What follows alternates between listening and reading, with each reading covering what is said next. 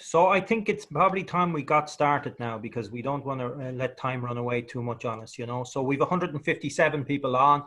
So, I mean, there's always people that book in and then can't make it. So we'll take it that everybody is nearly here. So Colette is saying you're very broken up. I probably think that that's maybe your local internet connection.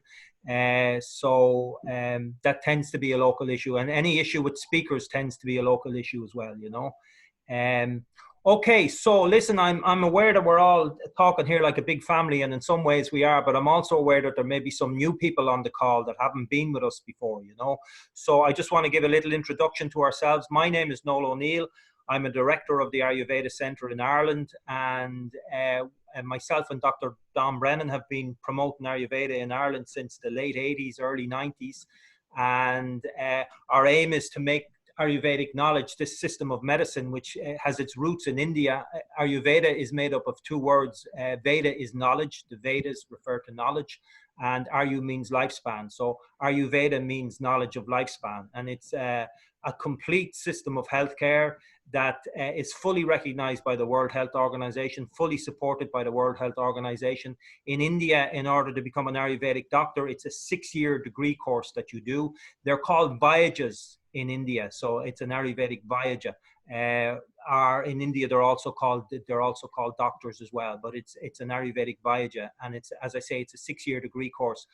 We have 2 Ayurvedic Vayajas on with us this afternoon, who I'll introduce a bit later, and then we also have Dr. Don Brennan, who is a medical doctor but has trained extensively in Ayurveda.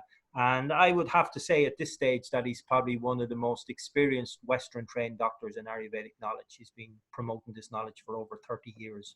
So our aim in the Ayurveda Centre is to make people aware, to let them know that this system of healthcare is available for people, that there's not just one system of medicine, that you're not limited to one thing. You can look at a variety of different things and pick what you feel is best for yourself. We want to make people aware how Ayurveda treats and deals and sees disease, and how it treats various different diseases. And that's why we do these webinars, and we do these Ayurveda courses, and we make consultations available, and we make treatments available. And also we work quite closely with the Indian Embassy in Ireland. Obviously the Indian Embassy, this knowledge comes from India. It's promoted very widely in India. There are hundreds of thousands of Ayurvedic physicians in India, and the Indian government is very keen to promote this around the world, and indeed it's becoming more extensively known around the world. Actually, Modi, the Prime Minister of India, recently said he's inaugurated an Ayurveda Day, and he said he wants Ayurveda to be as popular as yoga. And, you know, I remember a time maybe when yoga wasn't so popular, but now everybody knows about yoga, and yoga is just accepted. It's mainstream. There's yoga centers everywhere. And our idea would be that Ayurveda would become commonplace as well, and that people could take resource to this massively great knowledge in order to keep themselves healthy and maintain balance, and if they have been unfortunate to develop a disease, to help them to reverse that disease. So I like to say Ayurveda for Ayuland, so I just swapped the name a little bit there, you know. So Ayurveda for Ayuland. So we have our presentation today is on arthritis and various different forms of arthritis. So I think we better get moving on. I'm going to introduce our first speaker. Our first speaker this afternoon is Dr. Don Brennan. I'm sure most of you on the call know Dr. Don Brennan. As I've already said, he's a medically trained doctor, but has worked in the field of Ayurveda for over 30 years now. He's consulted with thousands upon thousands of people. He is the founding president of the Ayurvedic Practitioners Association in the UK. And as I say, he's consulted with thousands and thousands of people. He appears in the media quite regularly. In Ireland, he's been on the Late Late Show. He's been on the radio stations, various different interviews on radio stations, and he's appeared in print media quite extensively as well. So I'm going to hand over to Dr. Brennan, and I think I would say that while the talk is going on, probably the less chats you put into the chat box, the better. Sometimes people get distracted by them. So you can save up your questions, maybe make a note of them, and then we can ask them later on. So anyway, I'm going to hand over to Dr. Brennan, and Dr. Brennan is going to do his presentation. So Don, I'll hand over to you, and you can fire ahead. Many thanks, Noel. And it's lovely again to be with you all to talk about your health. And what I would like to do is to talk about what health is, at the start, and then I'd like to remind you about the basic principles of Ayurveda, about the doshas and the agnis, which for some of you, it may be pretty new. So I'd like to do this as a foundation for the talks to follow. Having done that and reviewed the Vata, Pitta, and Kapha and the various 13 different agnis, I'll talk about shrotas as well, another concept in Ayurveda. Then I can talk about the medical approach, and I would like to talk about gout after that and show through just this topic how Ayurveda is quite different from medicine, and give you some strategies that you might wish to take on board for your health generally and for treating gout specifically. Whereas I'm dealing with gout, Dr. Naheed, who will come last, will talk about more osteoarthritis. And yet, when we're listening to Dr. Naheed, I want you just to be aware that what she's talking about is broader than osteoarthritis, because she's taking the topic from an Ayurveda perspective of all the Vata types of conditions that give us joint pains. So it would be inclusive of Raynaud's phenomena, of a bad back, of spondylosis, of Sjogren's disease. You know, these are Vata conditions. And so we would then move over to Dr. Rajvinder, who will talk to us more about the rheumatoid arthritis. But really she's talking about an Ayurvedic condition called Amavata, which would be inclusive of other conditions that we would be used to thinking of, particularly anything with an autoimmune basis, so like polymyalgia rheumatica or SLE or psoriatic arthritis. So that, you know, though we're talking specifically about the commonest types of arthritis, the topics we are covering will be in fact effective for more than these three. So anyway, to think about Maharishi Ayurveda and to think about your health is to begin to delve into a new paradigm, a new perspective. And so it bears repeating, because a new idea gets solidified in time through repetition. It bears repeating that, you know, we are not physical entities, we are not material bodies, but that which we associate ourselves with, the mere physical aspect of our nature, is just actually a changing phenomena, and the atoms that make up our body within 3 years are replaced down to the last atom. And so when we consider that, we recognize, well, there's more to us than meets the eye. If we ask, are we mind, and then consider how rapidly our minds can change, we realize that we've been around a long time, and we're not this phenomenon of our thoughts or feelings. So Ayurveda starts from the root, starts from the very source, because ultimately at the basis of the mind is a silent presence, just an awareness, a consciousness. And that is the one who has your thoughts. That is the being who creates and constructs and governs and becomes your body. So from this aspect of course, the inner silent presence of a pure consciousness, pure awareness, from within that field arises the impulses, which in a very orderly sequence unfold all the aspects of our intelligence, of mind, and ultimately find material expression as this intelligence gathers the food we eat, the air we breathe, and creates a structure to operate through. So the whole field of Ayurveda, therefore, is about how we do this in a proper manner. And it's called the knowledge of life because it's innate within you. It's within your life. And you're using us, you're using Ayurveda to recognize what you know you should be doing in many ways. But it's to recognize what is my nature, what are my needs, what is the routine, and all of that. And by virtue of keeping a balanced life, we maintain health.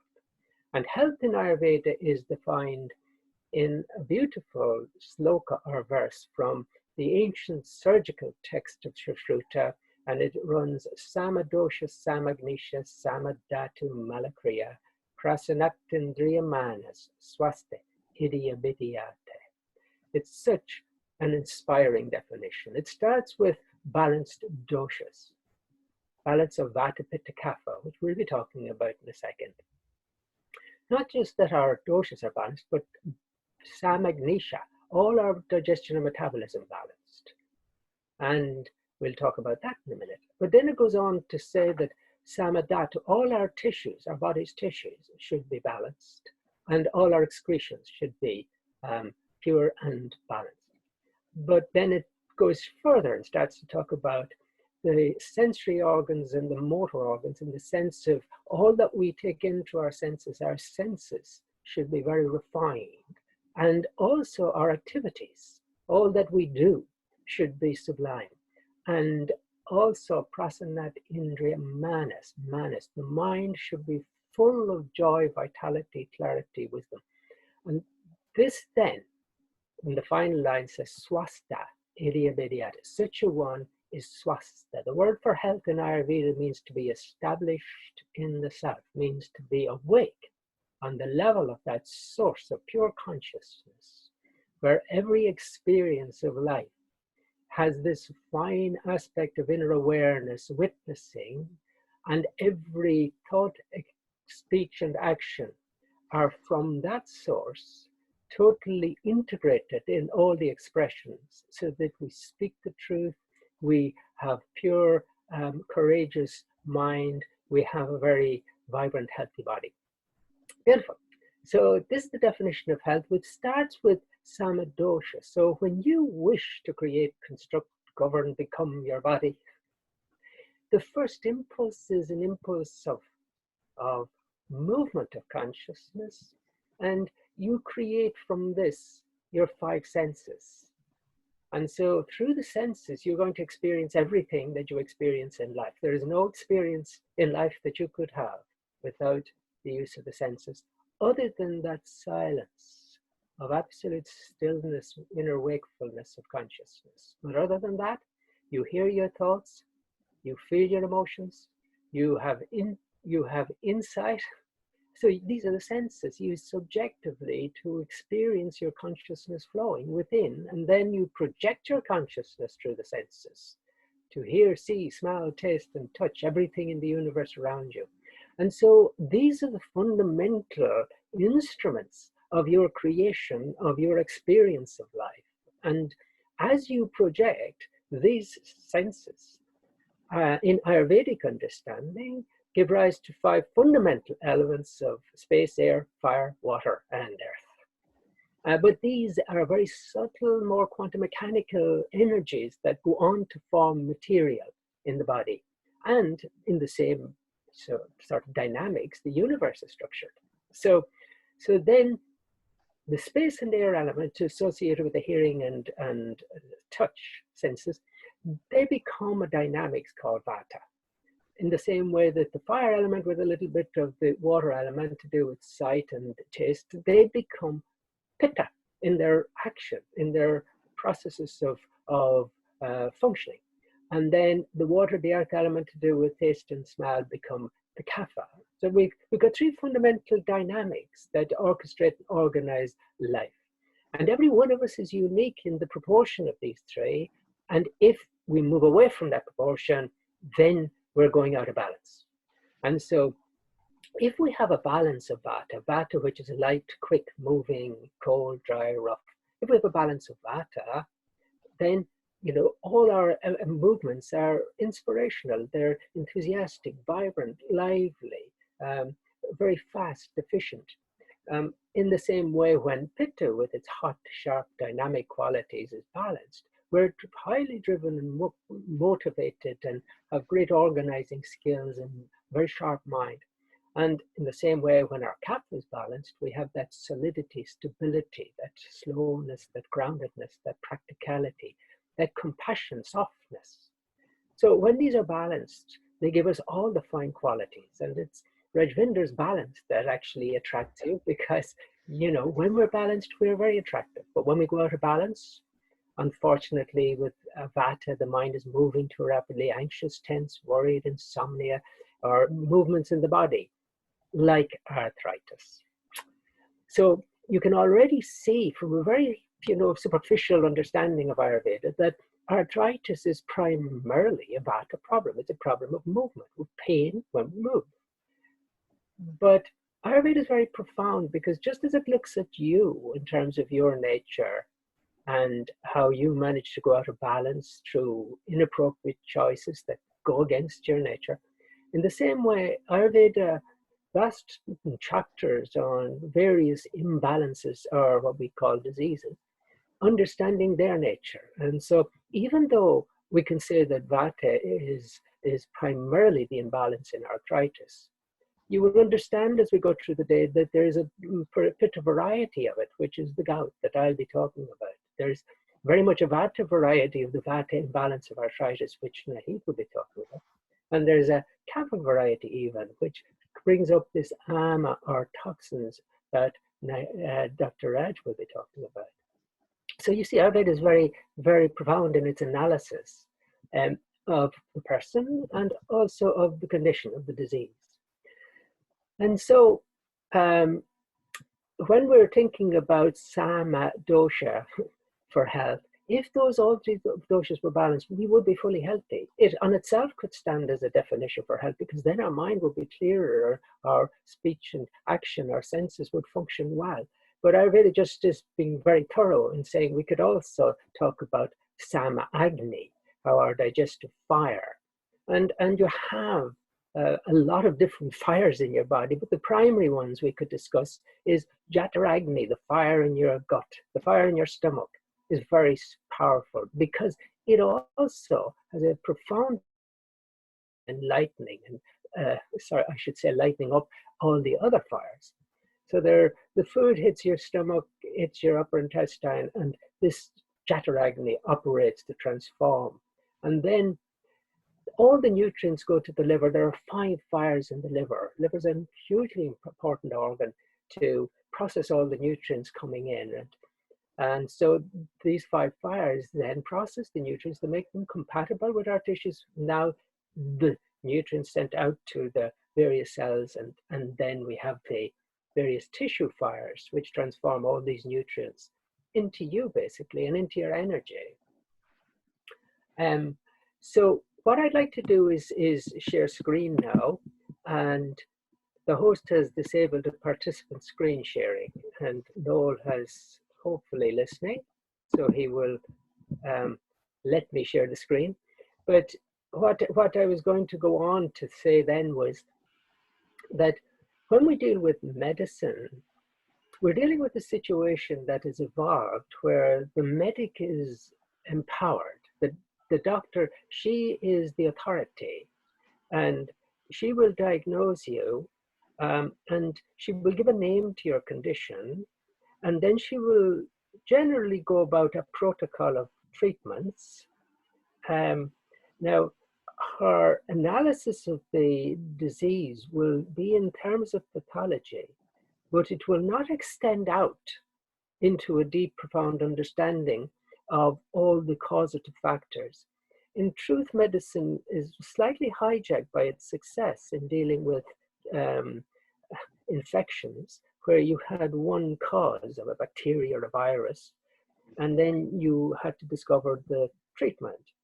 But most of the conditions that we suffer nowadays, but especially arthritis, it's not one cause. There is no one cause. So medicine can give us an analysis of the immune system breaking down or whatever, but it does relate back to the practicality of how you're living your life and what you might do. And that's the beauty of Ayurveda, because it's to empower you. You're actually what is really important, because it's what you do and what you choose to do that can make a significant difference, including choosing to take the advice of the doctor and the medicines they prescribe. But while doing that, you can also choose that you should make changes in your lifestyle, your diet, choose the appropriate strategies. And this is Ayurveda is empowering you to give you an insight into how you can take care of yourself and how you go about handling the situation that has occurred. Because from an Ayurvedic point of view, it's not that you have a massive problem, it's that you have a massive signal from your body to saying something's not right. And if you bring Ayurveda to bear, it can give you great insight into what is not right with the way you're living and the way you're eating, and and those insights then give you the understanding of what you can do about it. So also, I think with Ayurveda, things are a little bit easier in terms of Noel has allowed me to share my screen. Yippee!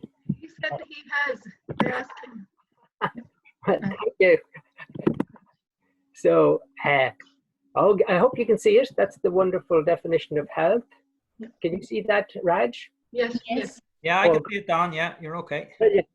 Those were the 5 senses arising from consciousness, creating the 5 elements, and Vata, Pitta, Kapha. I'm now going through these slides for all you Pitta people, because Pitta people, it's the sense of sight. They have to see it before they believe it. The Vata people can listen. And the Kapha people just roll along calmly, absorbing the whole thing very easily, slowly.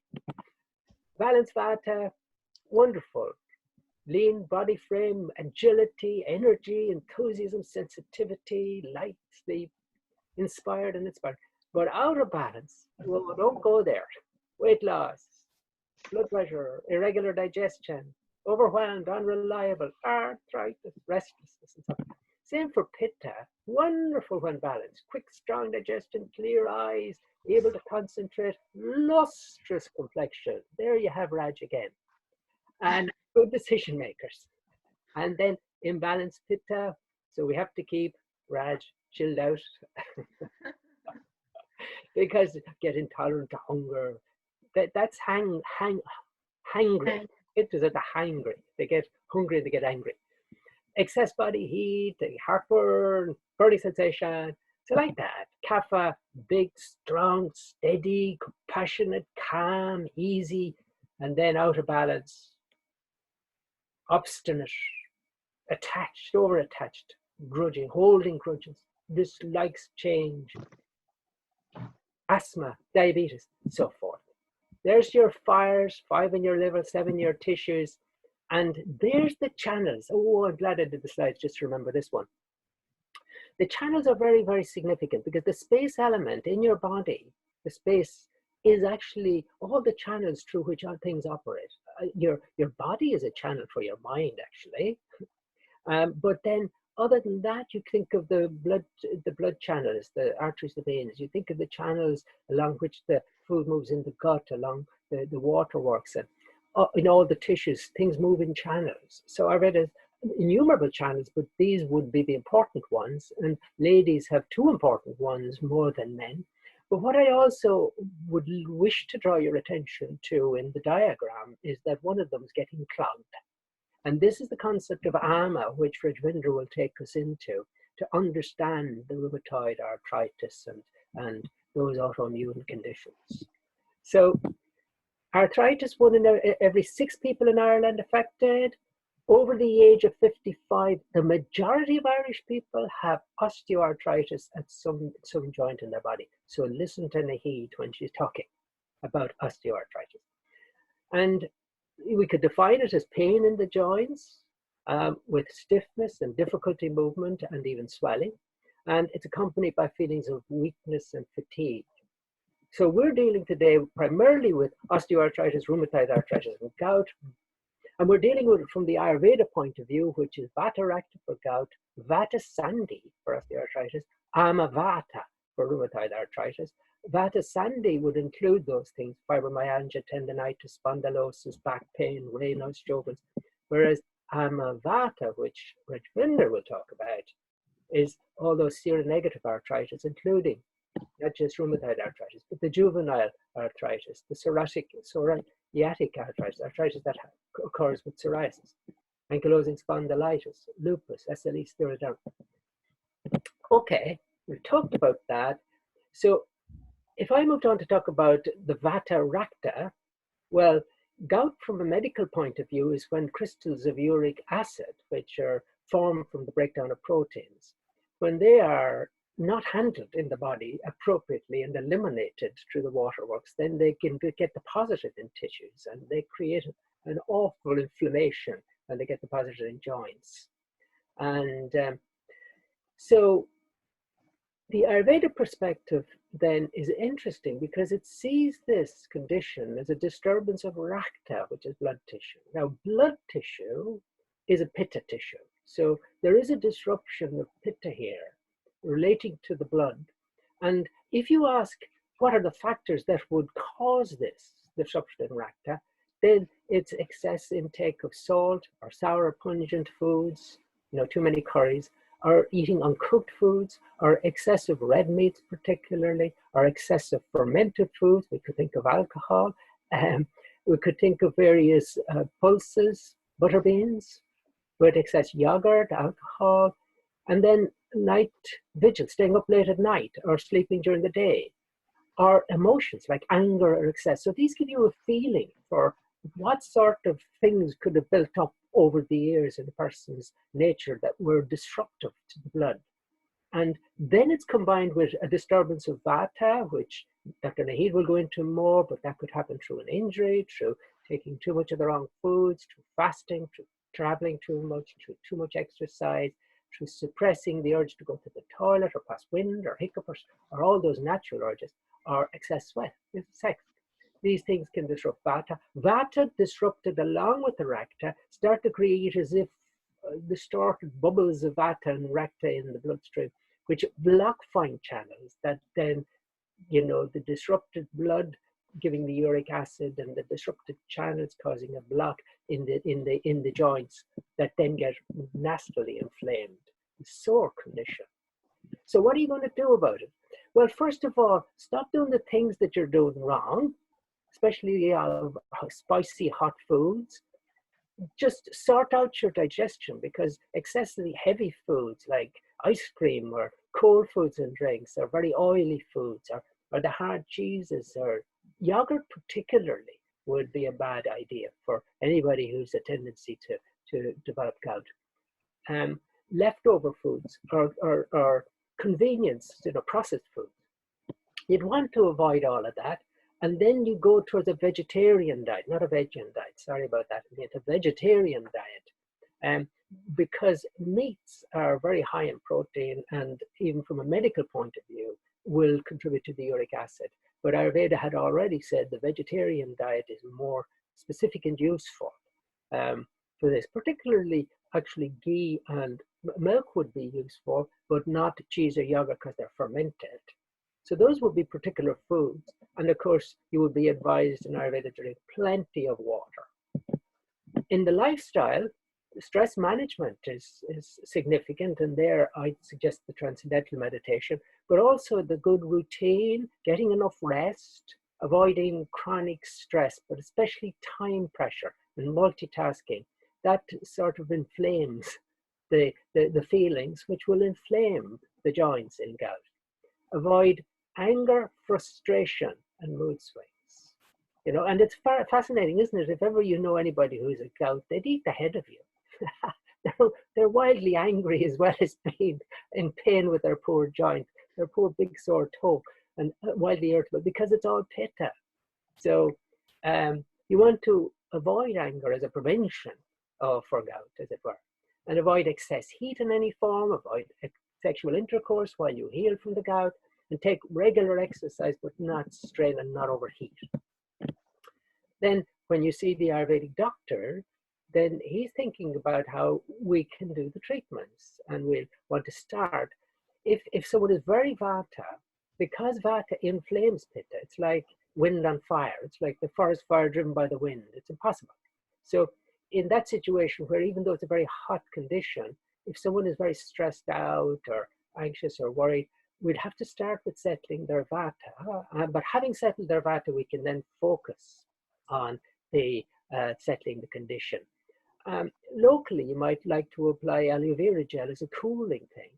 Even better would be to blend cabbage leaves, believe it or not, and apply the blended cabbage leaf to the joint and put a bandage on to hold it. That will ease, actually. Then you could take ghee cooked with grape juice and shakara sugar. It's an Ayurvedic sugar available from Noor. That is a little recipe that has cooling, because in general you're using cooling treatments for this. And the hot milk and ghee with sugar, maybe hot milk, but the milk and the ghee have a cooling influence for this overheated, inflamed situation.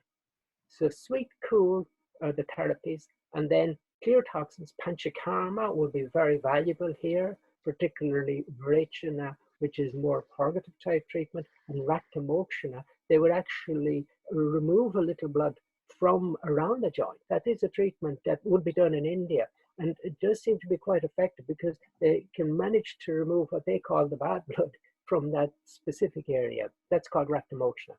And then there's a very famous herbal preparation, Maharishi MA 574, which we will be using. But if you are if you've had a mild episode of gout, I think there's a lot there that you could pick up which would prevent you getting another episode. But if you are in the throes of an inflamed situation, I think you're always wise to see the Ayurvedic doctor. So I think I've said my piece. I've hopefully given an introduction which Dr. Naheed can now take up in relation to all those vata conditions, and Dr. Rajvinder follow on taking care of all the ama and rheumatoid arthritis conditions. So thank you very much for your attention. I don't know whether I'm passing over to Dr. Noor. Or, sorry, passing over to me, Don, yeah. Sorry, then over to you, Noor. Okay, so if you just unshare your screen. Okay, thank you very much. Stop share. Good. Thanks very much, Don. So that was excellent. Thank you very much. Thank you. And we'll be going back over these points again. And as I've said to people already, you will be able to rewatch the video. So don't worry too much about taking in all the knowledge. And we do have a summary sheet as well, which we're going to make available to people. So all of the different protocols that were mentioned there, you're going to be able to see them individually in your own time, you know. So what I'm going to do now is we're going to hand over to Dr. Naheed. Many of you know Dr. Naheed from our Ayurveda courses, but Dr. Naheed is an Ayurvedic Vaidya. She's done her degree in Ayurveda in India. She's worked in hospitals in India. She's actually a gold medal winner in Ayurvedic pharmacology. And she is going to talk about her particular area today. So Dr. Naheed, are you there? Yes, I am there. Okay, fantastic. Dr. Naheed, you go ahead. Yeah, thank you, Noel. And thank you everyone for joining us this afternoon for this wonderful seminar. And I hope that will be really a productive afternoon for you all. So my topic is arthritis related to vata disorders. So just now, Dr. Brennan has elaborated and explained very nicely that health is not only about absence of disease, but your doshas, your dhatu, your agni, your shrotas, everything should be in balance. So I'm going to repeat few terms again and again, like doshas, shrotas, and dhatus. So I just want to give a quick revision. So there are 3 doshas in our body: vata, pitta, and kapha. And 7 body tissues like rasa, rakta, mangsha, meda, asti, majja, and shukra. And there are 13 channels in our body which carries these dhatus. So now I would like to share my screen.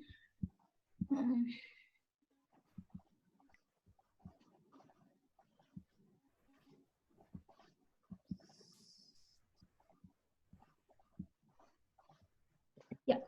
Can you see my screen? Yeah, Dr. Naheed, that's perfect. We can see it. Yeah. Yeah. So there are many kinds of arthritis. So basically, I'll talk about all the arthritis which are related to vata, or maybe vata is the main responsible factor for causing all this arthritis. And some of the conditions are like osteoarthritis, low back pain, maybe because of lumbar spondylosis and cervical spondylosis, fibromyalgia, tendinitis. All these situations are more of a vata complication.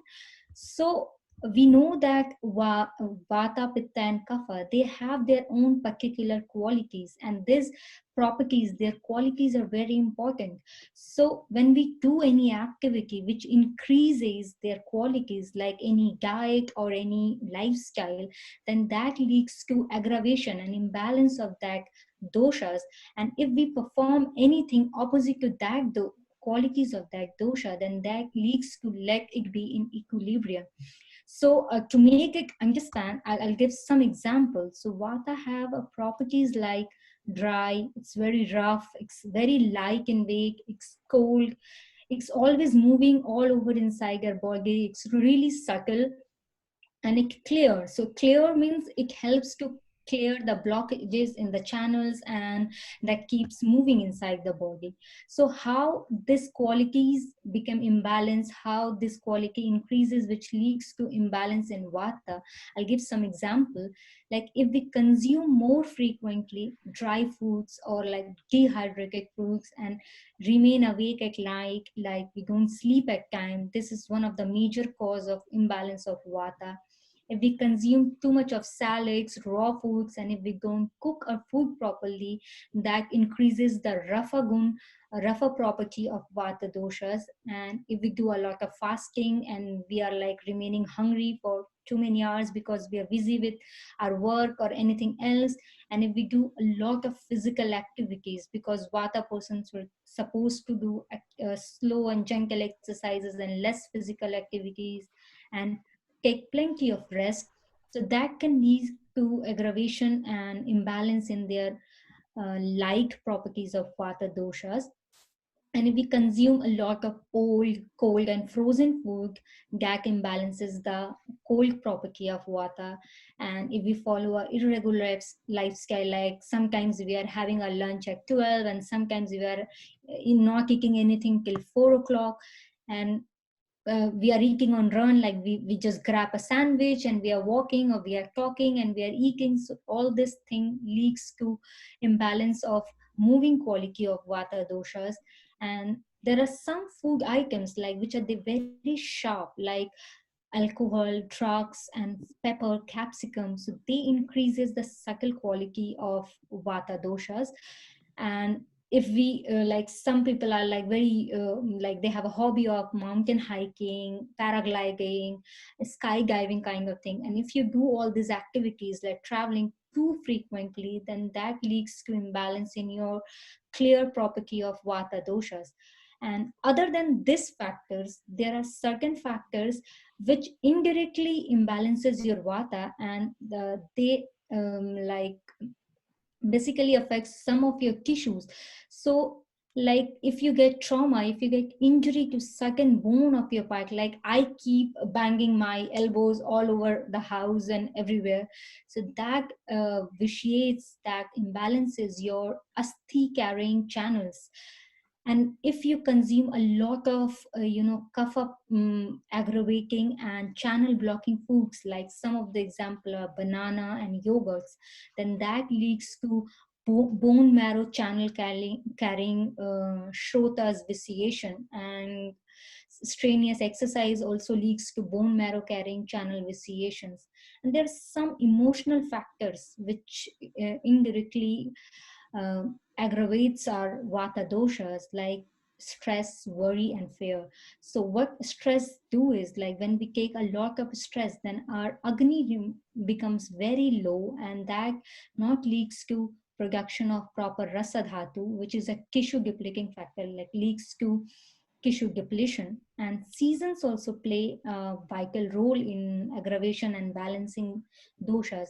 So in winter and in summer, these two seasons are like very vata doshas are very prone to get disturbed.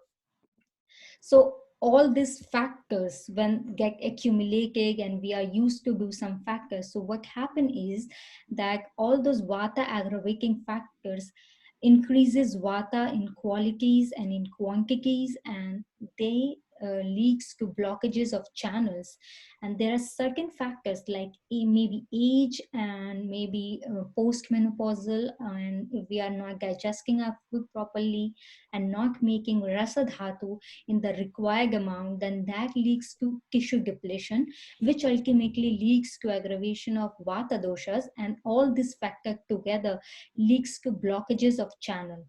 It means blockages of channel means that the proper circulation has been stopped, and so much of vata, because of their dryness quality, too much of dryness quality leads to diminution of the lubricating part, lubricating fluid of our joints. So there is a lubricating fluid in our joints which prevents friction, which prevents any kind of sound when we move.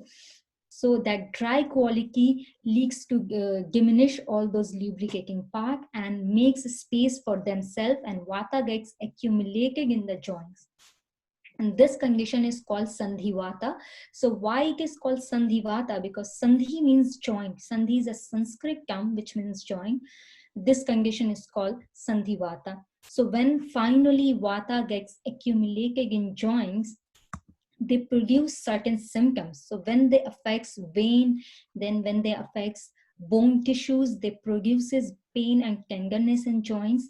When they affect cartilages of the bone, then they produce swelling in the joint, and this swelling is different from inflammation. So the swelling is, when you palpate the swelling, you feel like it's a bag filled with air, and it's usually of the same temperature of the skin, and it's usually of the same color, unlike inflammation. And when this vata doshas make imbalances in tendons and ligaments, which are responsible for the free movement of our joints, then there will be pain when you extend, when there is a contraction in joints, so you'll feel a kind of pain over there. And when they, because joint is the prime site for kapha dosha, so when they affects kapha and the lubricating fluid, then that leads to production of crackling sound in the joints, and all these factors together leads to degenerations of bone.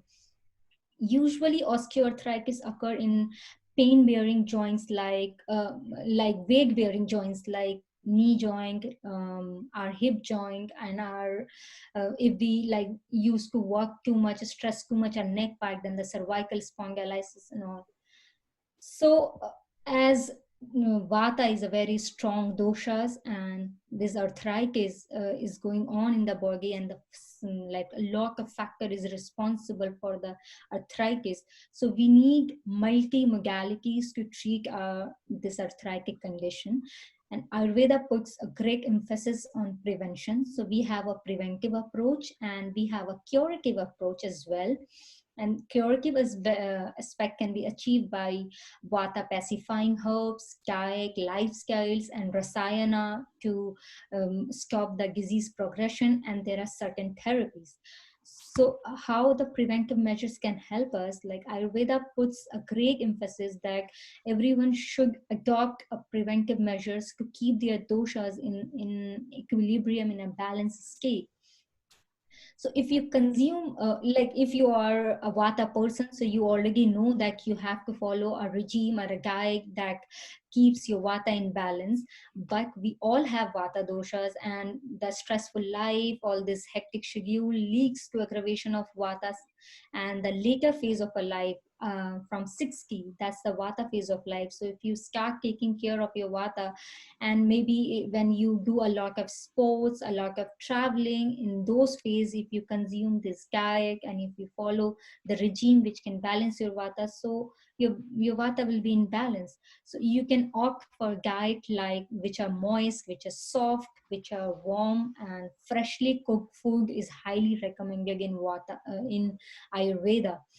You can opt for rice, moong dal soups for your dinner, cooked vegetables and boiled vegetables for your lunch, and sweet ripe fruits like pomegranate, ripe mangoes. Oranges are good because oranges has a sour taste, and sour taste is very good for balancing vata.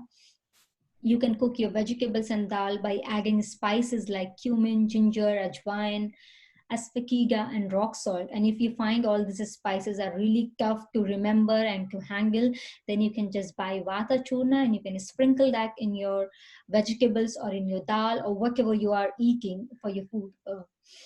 You can also use more regularly cardamom and saffron. So cardamom has a property to reduce your pain all over the body. So that can be really helpful for fibromyalgia conditions. And saffron has a quality to balance all the three doshas, vata, pitta, and kapha. And it has analgesic actions, anti-inflammatory actions, and it's a very good rejuvenating spice. Ayurveda has recommended for vata disorders, especially some non-vegetarian diets like meat soups, like bone broths, etc. So if you are fine eating with all those, you can also have those things. And certain things which really balances vata, like milk and ghee, is highly recommended in any vata conditions. And you should avoid channel blocking foods which are really cold, which are really heavy to digest, like banana, yogurts, too much of fried foods, too much of refined flour foods. So this was all about diets. Lifestyle also plays a great emphasis in balancing your vata. A regular routine is highly recommended to keep your vata in balance. So your sleep and wake cycle is very important. And you know, it's live, we have to travel, we have to do certain sports, we have to overexert, we have to stress out.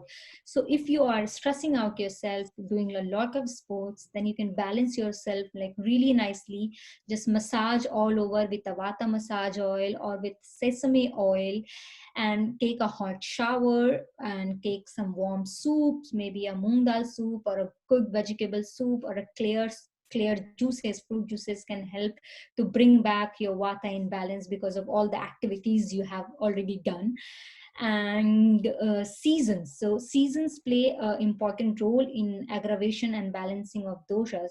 So in summer season, because of the dryness in the heat, leads to accumulation of vata doshas inside our body, and you can like easily combat that thing by using ghee, milk, rice, and sweet fruits in your diet.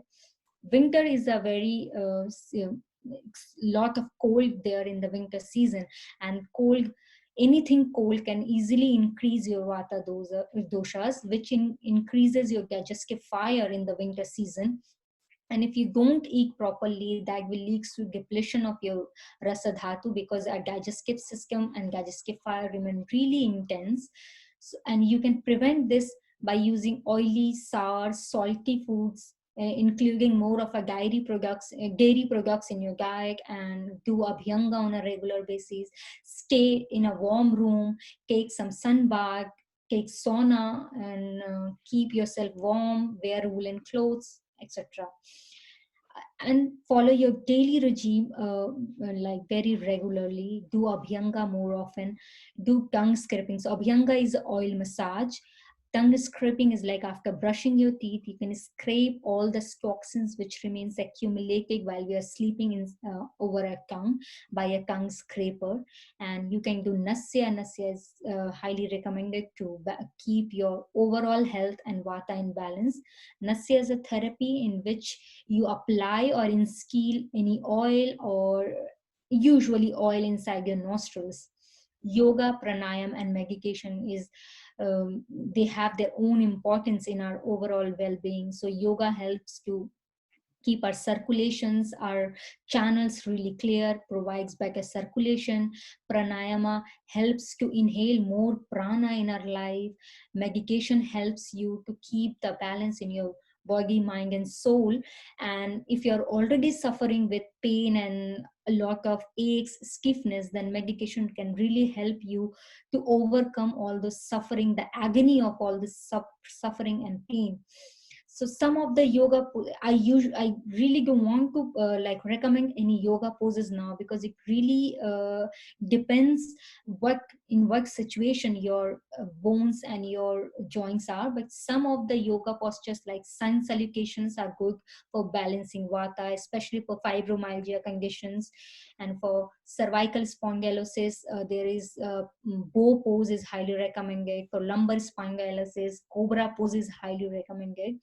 And for your knee joint, that's called big toe pose is good to increase circulation around your knee joints. And detoxification of the body. So detoxification of the body can be done in many ways, and you have to take the supervision of your Ayurvedic vitals or physician to detoxify your body in regular intervals, at least twice in a year, once in a spring season and once in autumn season. And your Ayurvedic physician can help you that how you can do that. So this was all about the preventive measures. But if you have already developed some symptoms, so don't worry, Ayurveda have many modalities and curative aspects in Ayurveda as well. There are certain herbs which are very good to balance your vata, to bring to provide nutrition to your tissues. One of the very good herb is ashwagandha. Ashwagandha is vata pacifying. It has anti-inflammatory, analgesic, and rejuvenating action. And some of the researches has been done on ashwagandha, which shows that it has a chondroprotective activities. It means that it protects your cartilages which has already gone damaged. And there's another herb called bala, country mallow, we say it's is English name. And we have a very good composition which is called joint soothe tablets, MA4572. It has a very enriching ingredients like ashwagandha, garlic, and guggul, which are vata pacifying, which are pain reducing factors, and they are good rejuvenating herbs. It has a very strong herbal called shilajit. So shilajit has a very unique quality which is called synergistic quality, which is required to keep your bone and your joints to be in a stable condition. And joint soothe tablets has some vata channelizing herbs like pippali, ajwain, and haritaki. So vata channelizing helps to bring back vata in its original position from where it has been accumulated and producing disease. And another approach is rasayana. So ashwagandha, shatavari are very good herbs to shatavari, especially postmenopausal, a very good rasayan. So rasayana, because arthritis is a tissue depleting conditions, and it usually occurs in the later phase of a life. So rasayana can really help you to nourish your dhatu and overcome that tissue depletion. Guggul is a very good rasayana. So guggul is a oleogum resin of a plant called Commiphora mucul, and it has anti-inflammatory, analgesic effect, and it prevents degeneration of bone, and it increases mobility. So there are certain rasayanas like some foods, some activities that are also considered as act of rasayana, and they are called ajasrik rasayana, like ghee, milk, soups, and lassi. And your sleep and wake cycle should be in a regular routine and regular abhyanga. So abhyanga is highly recommended. If you massage with any sesame oil or oil which is based off sesame, and have all those vata pacifying herbs that can act as very nourishing for your joints and for your bones. Vata massage oil has ashwagandha in it and bala in it, which is vata pacifying herbs. And for pain, there we have a oil called joint soothe oil, which is MA929. It has sarala and jyotishmati and very unique herb called punarnava. So punarnava has a very unique property that it helps to rejuvenate and regenerate the depleted tissues and the cartilages and whatever going wrong in your joints and bones. It helps to regenerate everything inside our body. And there are certain therapies which are highly recommended in Ayurveda. So these therapies are Abhyanga. So I think most of you know what is Abhyanga. Abhyanga is oil massage. So how Abhyanga is useful, because when we massage with oil, and oil has a property of heavy, oily and heating properties, which is just the opposite qualities of Vata as opposite balances. So Abhyanga helps to balance our Vata doshas. Abhyanga has like plenty of benefits, but in this context, Abhyanga can help you to for better circulation around your body, throughout your body, and it provides lubrication into your joints. It helps to reduce pain, inflammation, and stiffness. It helps to loosen toxins from your soft tissues and help it to remove from the alimentary system of your bodies. And we all can massage, like there are various options of massaging. So for a Vata person, I think sesame oil will be good, very good to massage, and you can do it like at least for 5 times a week. And for if you are a Pitta person, then you can massage with coconut oil for 3 to 4 times a week. And if you're a Kapha person, you can also massage with sesame oil, because Ayurveda text says that sesame oil is very heating, and that heating property will not let your Kapha doshas increase. But if you feel heaviness or like fatigue after massaging, and if you're a Kapha body type, then consult your Ayurvedic physician. They can help you with dry massage after doing the Abhyanga. And Kapha person should not need to massage too much. 2 to 3 times a week is fine. And if you have already developed pain over your bones and joints, then you can massage with joint sweet oil. And I have already explained like why it's so good to massage with that really helps you to reduce your pain and nourishes your bone. So another therapy is Shvedana. So Shvedana is maybe a new term for so few of you. Shvedana is a therapy in which there is warming or heating up of the body till you start sweat. That's why the name has given as Shvedana, which means to perspire, to bring sweat. And sweating is a sign that your toxins are losing and moving inside the body to eliminate it from the alimentary tract, from the elimination system of our body. Ayurveda has explained around 23 different kinds of Shvedana. I have written one example over here, which is fermentation, so that you can, figure out what Shvedana is actually is, like by any means of warming up or heating up your body. There are certain Shvedana which you can do at your home to reduce your pain, like you can take a hot shower followed by a Abhyanga. So you should always do Shvedana followed by Abhyanga. Abhyanga should be done before taking Shvedana. You can do a hot bathtub by adding some decoctions of Vata pacifying herbs. You can do Shvedana by sauna.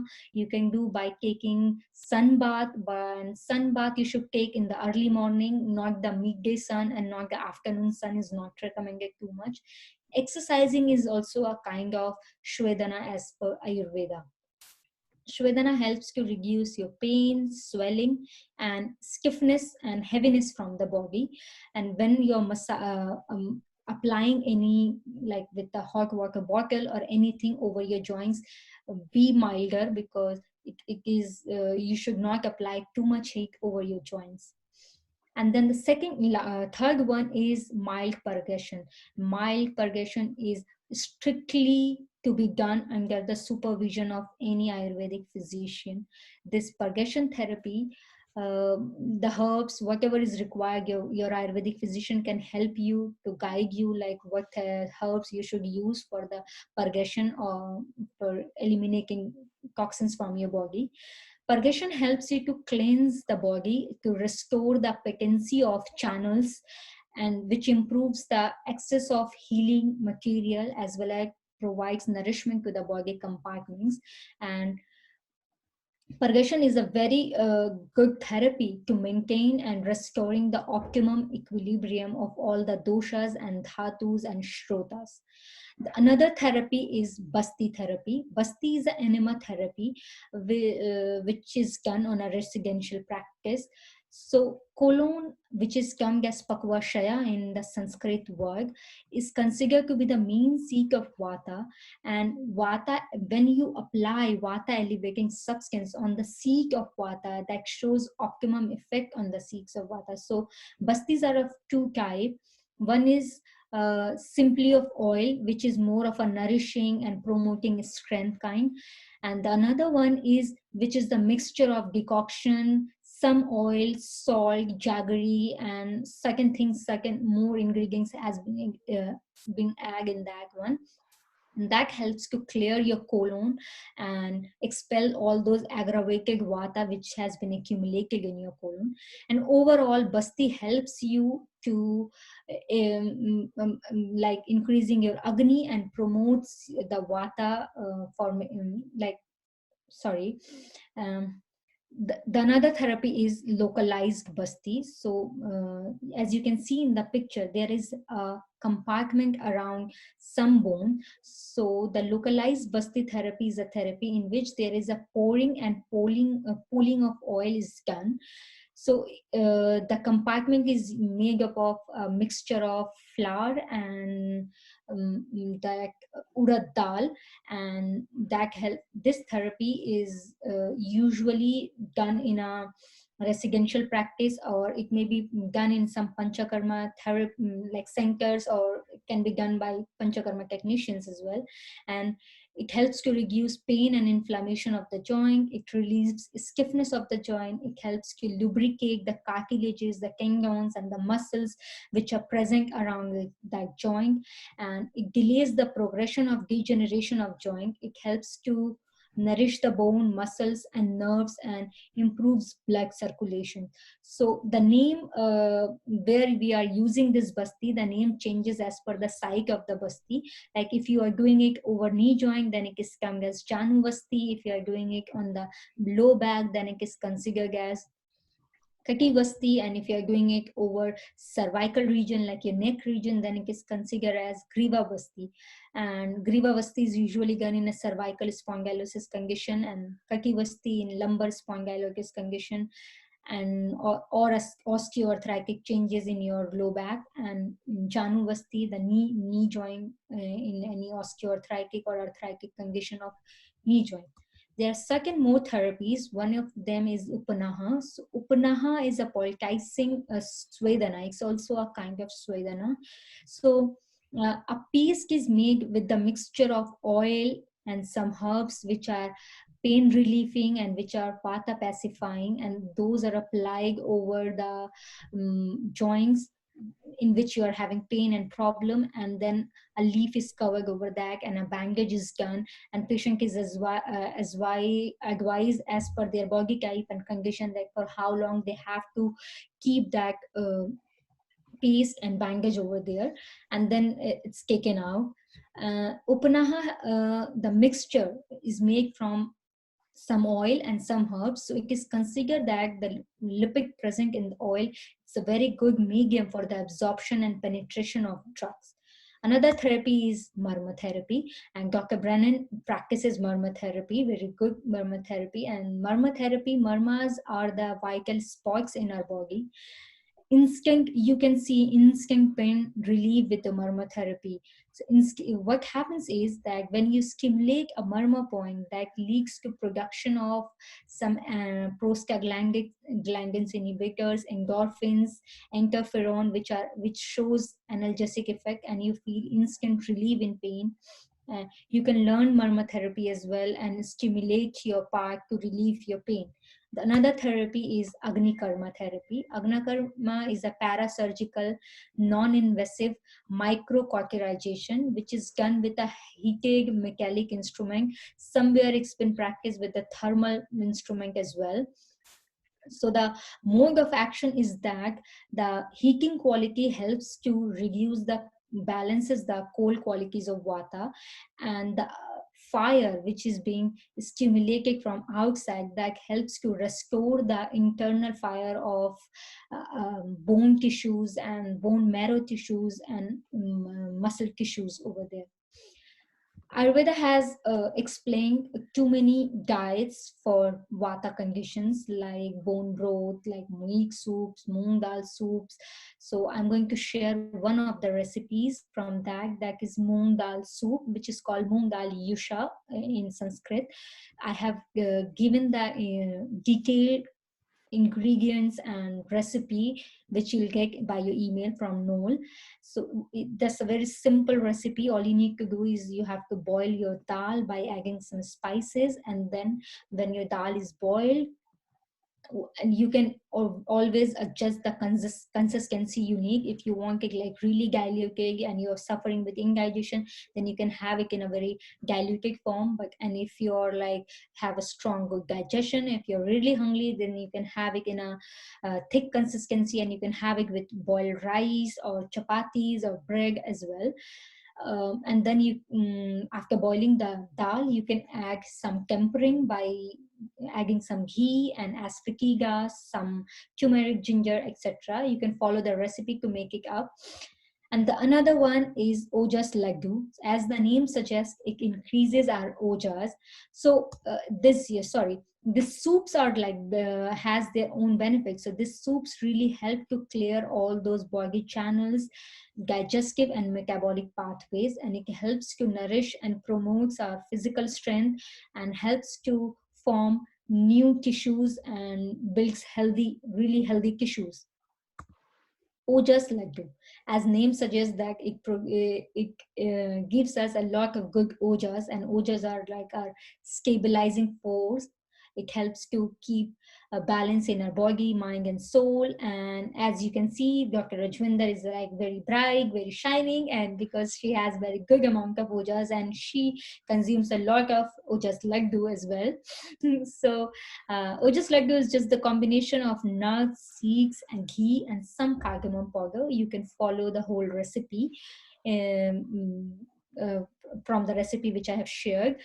You can adjust the ingredient as per your body type. So if you are a vata person, you can add more of a nuts. If you are a kapha person, then you can add more of a seeds and walnuts. And if you're a kapha person, then you can add the more of a coconuts for a cooling effect in your body. So thank you. This is it from my side. I hope it was. Thanks, Dr. Naheed. Yeah, thank Excellent. you. Excellent, excellent. Can I just clarify one thing with you, Dr. Naheed? I just got a little Yeah, please. You know, you were talking about Swedna and Abhyanga. So Abhyanga is the oil massage and Swedna is the sweating. So I would understand that the Abhyanga would be done before the Swedna. Is that correct? Yes, that's what I said. Okay, fine. You should always do Swedana before Abhyanga, like after doing Abhyanga. Yeah. I said before. You do Abhyanga first, and then you do Swedana. Yeah. Clarify. Can you use infrared saunas and things like that? Yeah, it's possible to use an infrared sauna as well, but as I say, you put the oil on your body first or on the particular area of your body, and then you use the Sweden, then you use the heat process on it then after. Yeah, because the oil gets absorbs better with the heat. Yeah, with the heat, yeah. Why, yeah. No, I just wasn't 100% clear on it there, you know, so that's fantastic, you know. Sorry. So listen, I just, you know, I listen to a lot of these webinars, and there's one thing that comes across again and again. Me personally, I'm much more in favor of prevention rather than cure, but obviously sometimes we don't think about our health until it starts to go. But I mean, the one thing that's coming over and over again in the brain health webinar and anything I listen to about Ayurveda is diet and lifestyle. Getting your diet correct and getting your lifestyle correct. So I would say that they are the pillars to good health, is eating good food. Now, you mightn't be familiar with all the spices, and I don't think they're all, you know, necessarily that you have to use them, even though under the guidance of an Ayurvedic physician, they'll let you know which ones to use. But just eat good, natural, healthy food. Avoid processed foods, and use locally grown ingredients, all the different vegetables that are coming up, that are coming up at the moment. Sorry. All the different vegetables that are coming up at the moment. So just use locally grown herbs and spices, or vegetables and things like that, and the fruits that are there in, you know, that come into season as well. And then the other thing is just get yourself a good night's sleep. early to bed, early to rise. I mean, you know, people might say, well, that's not Ayurvedic knowledge. Everybody knows that, but that is Ayurvedic knowledge, early to bed and early to rise. So get into bed, be in bed by, definitely try to be asleep by 11 o'clock every night, and then get up early in the morning time. And then Abhyanga is another very, very important thing. So what I'm going to do, someone was asked about colonic irrigation in there, but even though we'll go, but enemas, in case anybody didn't understand that, an enema or a basti is what it's referred to in Ayurveda, is insertion of different oils into the body, and then you pass them out again, and they bring toxins out with them. So what I'm going to do now is I'm going to hand over to Dr. Rajvinder. I think many of you know Dr. Rajvinder, and again, she is an Ayurvedic doctor. She's an Ayurvedic physician, having studied Ayurveda in university in India, and she's been working with the Ayurveda Centre in Ireland since 2007. So she has gained a wealth of knowledge on Ayurveda. So I'm going to hand over to Dr. Rajvinder. So you go ahead, Dr. Rajvinder, and do your presentation. Yeah, 1 second.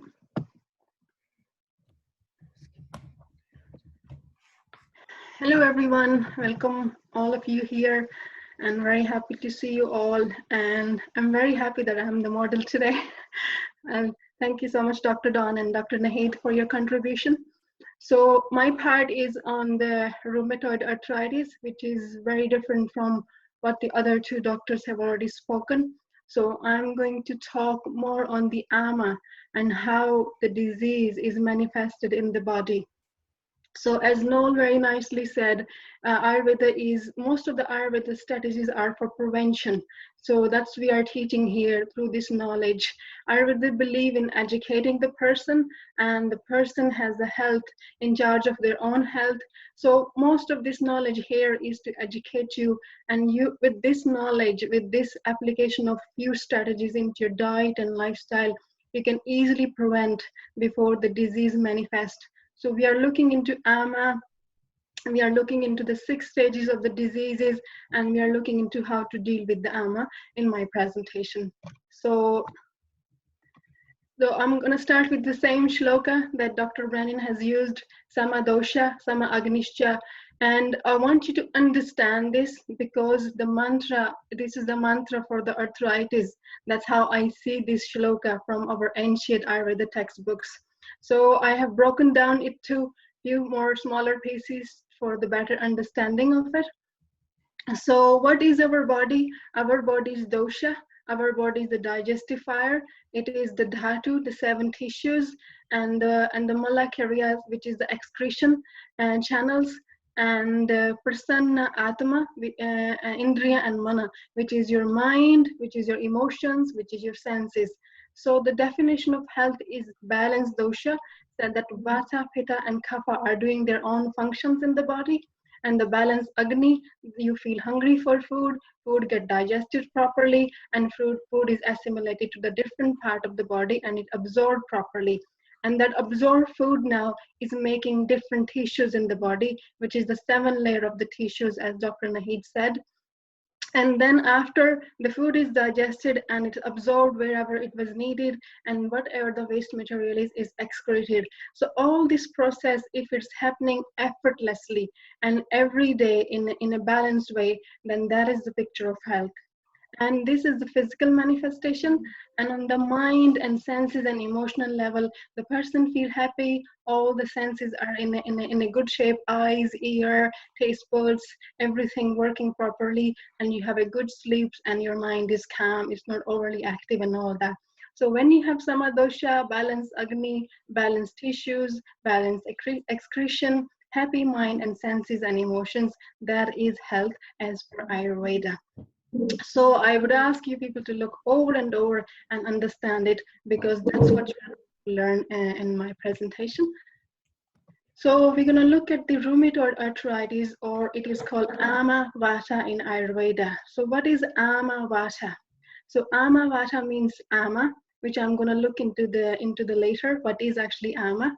And the vata, as you know, vata is the carrier. Vata control all the activities in the body, all the movements. The food is digested, and vata carry the end product of food digestion, which is rasa, to the next stage of absorption, which is Rakta, the blood, and blood is formed, and then Vata carries the nutrition from the GI tract to the liver, to formation of the blood, and all this, how Vata is transporting and communicating to different tissues, they are called srotas. So they are the channels. So there are a few things involved here. First, it is digestion, and if food is digested properly, and that is called rasa. And now rasa is going to rasa dhatu to nourish the next dhatu. And who is helping here to move this nutrition from one dhatu, one tissue to the other? That is vata.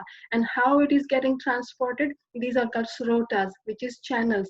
So there are 13 different channels, as Dr. Brennan described in his slides. So these channels are like lymphatic tissues, blood vessels, and different neuroconductors, the neurotransmission. So these channels are like a transporter for these doshas. So these are the kind of a communication. These are kind of a pipes to carry things around. So your shrota should be working properly. There shouldn't be any blockage in the channels, and all the dhatu should be kind of forming properly, and there is no ama.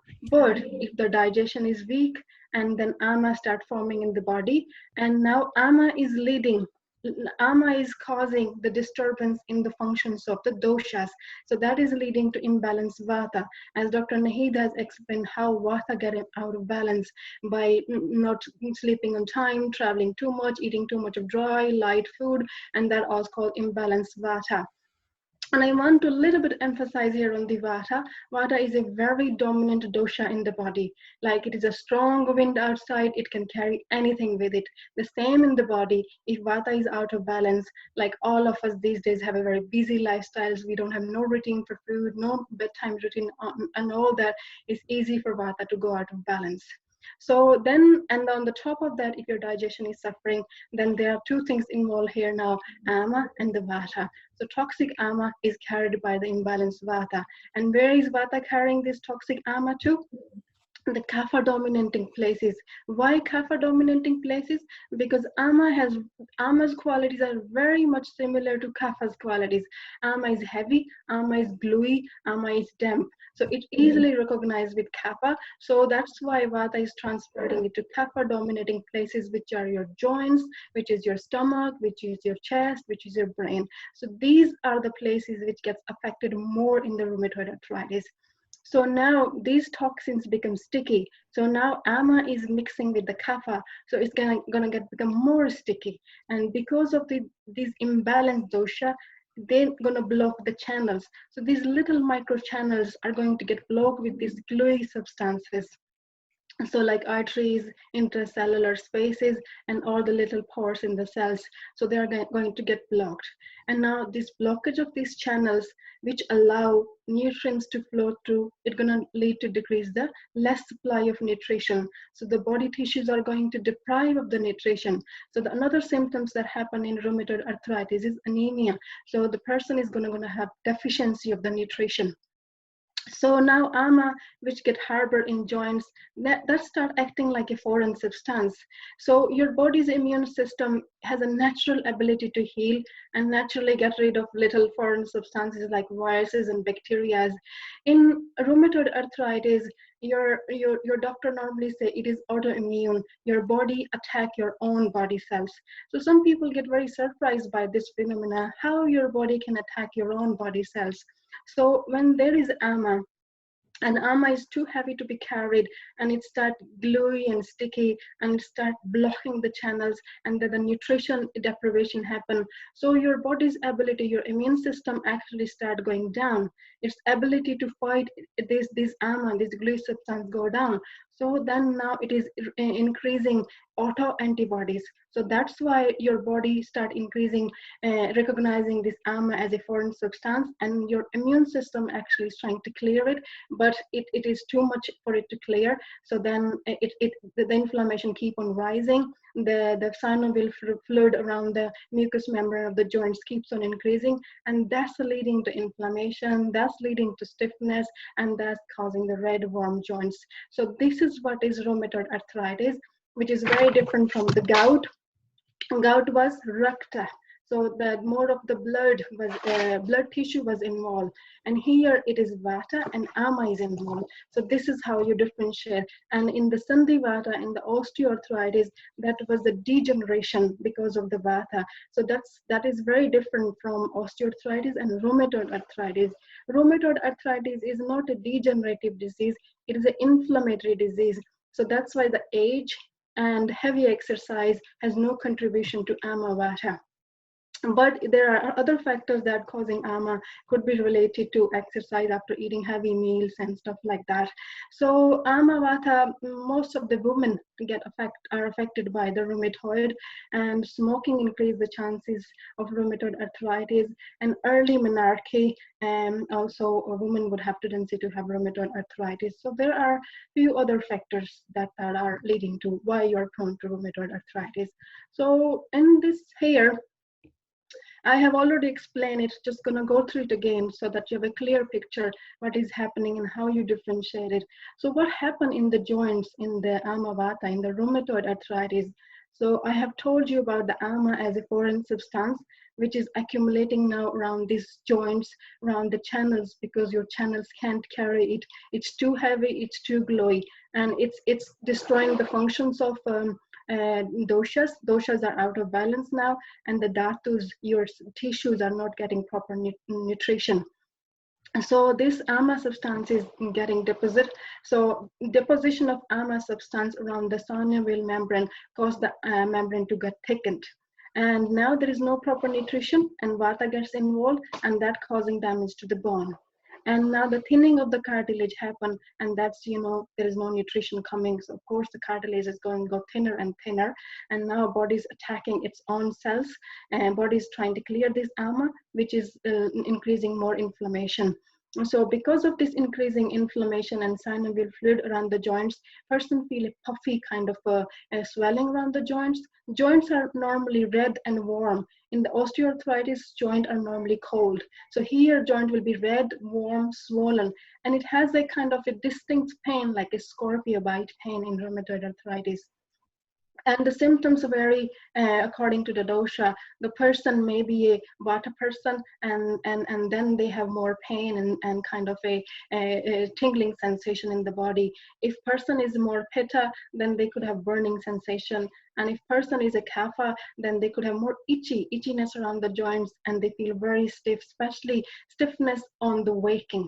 Early morning stiffness is a kind of could be complaint that could lead to, that tells you there's ama in the body.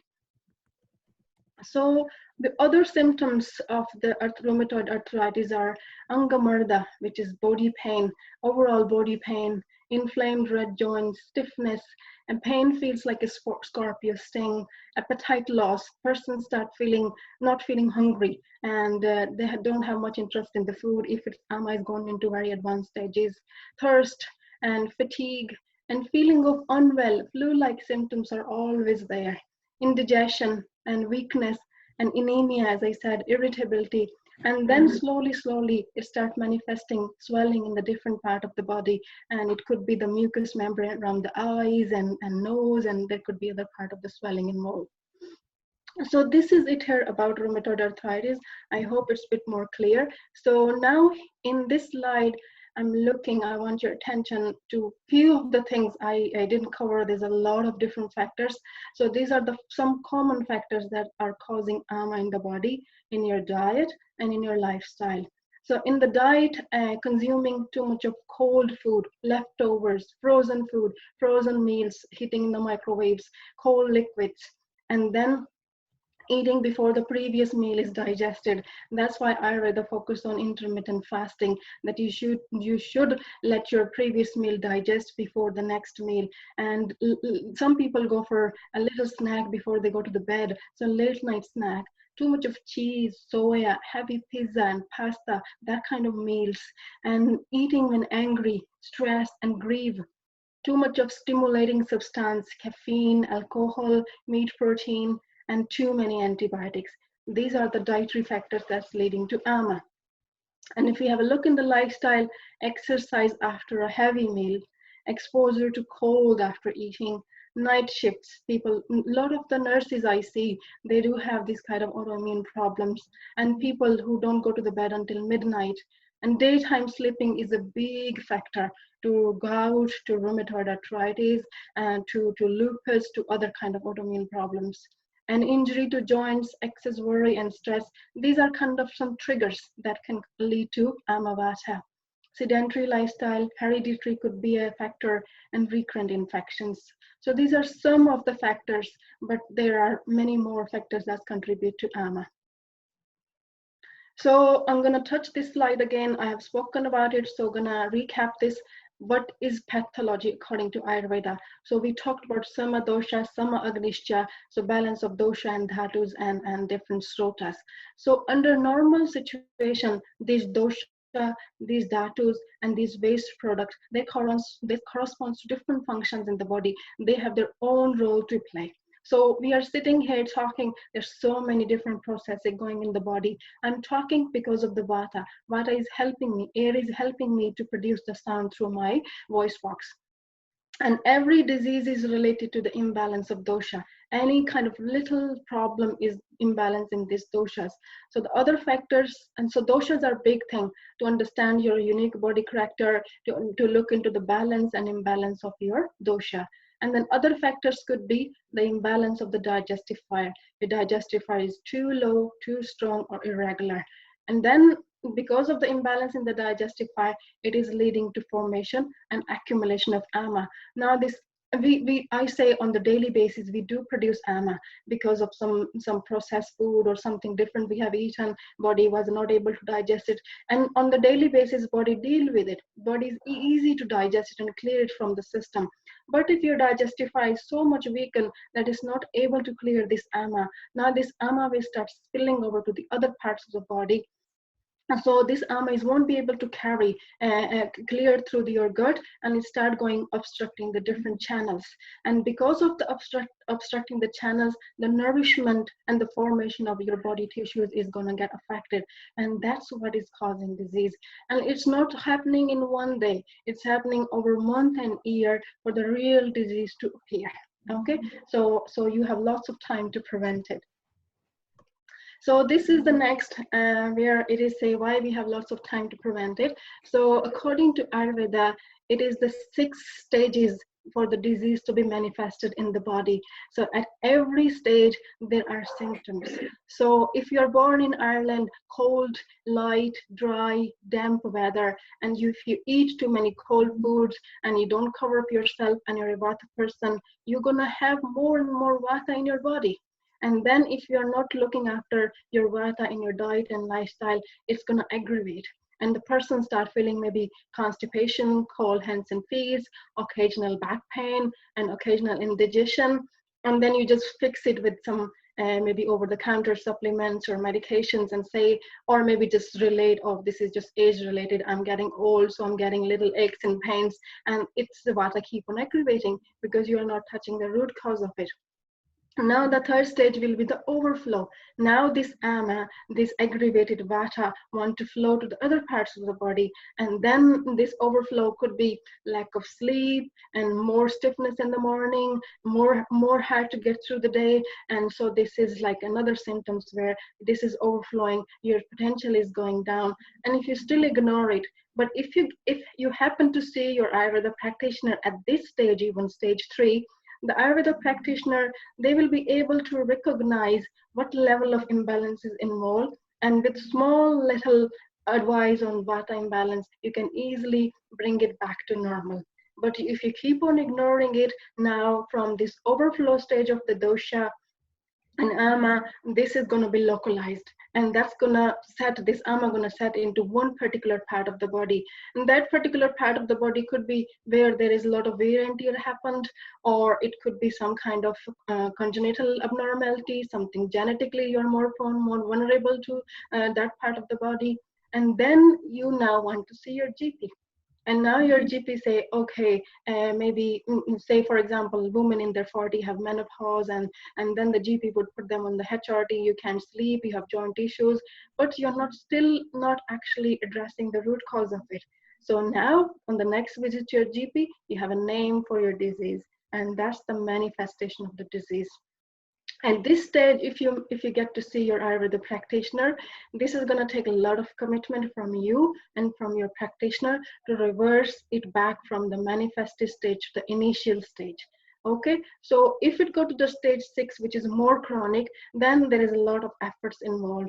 So every stage has different sign. So in the beginning, when it is accumulating and aggravating, you have tiredness, bloating, constipation, insomnia, no feeling of hunger, feeling of cold, all of a sudden feeling of warm. So these are some initial signs of ama coming in the body. So if you go to, if you see your Ayurveda practitioner, they will be able to see what level of dosha is involved there, what level of srotra's blockage is there, and what are the dhatus involved there. So they will be able to kind of restore the balance. Of course, it's a lot of commitment. So simply, what was the start of this? A weak digestion and long cumulative process of development. So the weak digestion and long-term accumulation of ama is the cause of the disease. So in rheumatoid arthritis, manifestation could be stopped with very early preventive measures. So this is what Ayurveda gives us. So this knowledge helps us to prevent this very stubborn disease if it is diagnosed in the earlier stages. So early diagnosis actually have a very good prognosis. I'm not saying the late diagnosis, you can still manage it much better, but you need a lot of different treatments, which we're gonna look later into it. So yeah, this is next is the treatment. So there are 3 strategies of the treatments involved. So purva karma, so which is the preparatory treatments, and then next will be the purification treatment, and then the post-care treatments. So these 3 stages are very important to deal with the autoimmune problems. So the purva karma, the preparatory stage, is very, very, very important. So no jumping on, especially with the rheumatoid arthritis people. The massage and steaming, all those treatment has to be done under a lot of precautions. So before going into oleation, massage, or steaming, you have to do the preparatory treatments, because there are chances of spreading ama more and more by doing massage and by doing steaming. So what are the preparatory treatments here? So first treatment, when you see your Ayurveda practitioner, this is the Deepana and Pachana. Deepana is to ignite your digestive fire, and Pachana is to digest the ama. So they will give you some herbal preparation, they give you dietary recommendation, they will ask you to have small spices in your diet and some herbal drinks to let the ama digest. Because where is ama forming? Ama is forming in the gut. So gut is the place for formation of ama and for excretion of ama. So once this ama is settled in the joints, this Deepana Pachana treatment is going to help to remove the ama from the tissues, from the dhatus, and return it back to the gut. And from there, either it is digested or either it is expelled with the help of the other herbs and all of that. So this is the first very important part of this preparatory treatment strategy. Once this is done properly, the person already start feeling the benefit, start feeling light, start feeling less stiffness and heaviness. So you will see how ama is shifted. The person will see how ama is shifted at this stage. So the next stage is oleation. So once this ama is digested, now to strengthen the joint, what are the damages done to the cartilage? There's special herbal oils recommended to apply on the joints, not on the full body still, because if you do the massage on the full body, you spread the ama. So it's only application, local application on the joints. And then the Svedana. So now there is a special Nadi Svedana. Nadi Svedana is it's done in the residential treatments. A pipe is used only to provide the steam to the joints, not to the full body, just to the affected joints, so that ama could be kind of make more mobile and help to move it back to the gut. And then the next stage of treatment, once ama is digested and ready to get out of the body, the purification treatments are done. So there are lots of different purification treatments, and all of these treatments are very dosha treatment. The person's body type has also to be kept in the mind, and then what is involved, that's the next step. That's what Ayurveda practitioner plan the treatments properly. So some of the treatments here will be the most important treatments will be Varechana, which is the purgation with the herbs, with the medicated herbal enemas. So in these herbal enemas, there are herbs, there are oils, and there are different kind of herbs are combined with different oils. So it is a very special kind of overall healing bastis, healing enema, which is very different from colonic irrigations and all of that. And then the basti could be two type, Anuvashana Basti and Niruhana Basti. And first it is Niruhana Basti is done, which is kind of get rid of this ama, and then Anuvashana Basti is done, which is now nourishing the body and nourishing the doshas. So these are the two important treatments for rheumatoid arthritis. And then the post-care treatment is very, very, very important, because once these treatments are done, and if you're back to the same diet, same lifestyle, what's the point of doing this treatment then? Because you're still at a very vulnerable stage. The body is still at a very vulnerable stage. So you have to respect this stage of the body, so that body can go through a very stress-free transition and then to the normal activities. So all this rebalancing and rebuilding is happening through the different kind of pathya, which is the suitable food is given, advice is given, suitable lifestyle advice is given, and the herbs are given, which you continue at home. And then your cooperation influence the long-term effect of the treatment that you can benefit after the treatment. So you really have to cooperate with your Vaijas, with your Ayurveda practitioner. So which means you're not going back drinking alcohol, you're not going back to be sleeping late and all that. It will be a overall whole transformation in your routine, in your diet, and then you will be given some rasayanas, rejuvenation herbs to restore the degeneration, restore the damage happened to the body, to the joints, to the doshas. And the third, very important, it's tattvaja, which is the mental hygiene. So your mental approach to the problem, your attitude towards this issue, this imbalance is very important. So in the Maharishi Ayurveda, TM is highly recommended, because TM helps to grow your conscious, and it helps your consciousness to alignment with the nature. So when your consciousness is aligned with the nature, all the right choices you're going to make become easy and effortless. Okay, so this all needs your own cooperation, your own time, and that's how you can reverse the manifestation of this disease in the body. But if you're already doing this as a prevention strategy, then you are well able to prevent this rheumatoid arthritis to be manifested in the body. And now I already talked about it, just again re-emphasizing on the purva karma, the preparation state of the treatment, why this is so important. So it is important to strengthen your Agni, because your gastrointestinal tract is the site for both of the creation and expulsion of ama. So how this is done, when ama is formed, when rasa, which is the end product of the digestion, or ama is formed in the digestive tract, then vata carry this to the rasa dhatu. And now rasa dhatu take whatever it needs for its absorption, and whatever it doesn't need, and like a waste product, the vata will take that waste product back to the GI tract, and it will be expelled from there. And now the rasa specific nutrition rasa dhatu has taken, and then the rest is left for the other dhatus. So now vata is doing two jobs here. Vata is providing the nutrition to the rasa dhatu and taking the waste product back to the gut, and also taking the nutrition to the next dhatu. So now if vata is not able to expel this waste product properly, what is going to happen? All the waste products are going to sit there, and so it's keep on increasing the impurities, keep on increasing the waste product and the toxins into that particular dhatus. So for example, in the gout, the rakta is involved. So from rasa, now the next stage is rakta, which is blood. So blood is not able to get rid of the waste products. So vata is not working properly at that level. So this is how it is very important, and that Agni is, your digestive strength is good and your Vata is in the balance. So in all of these arthritis, Vata is your main kind of focus of balance. And then you want Purva Karma, Deepna and Pachna treatment, so that this Ama is digested. So otherwise it keep on increasing and keep on doing the damage. And then you want to mobilize the dosha.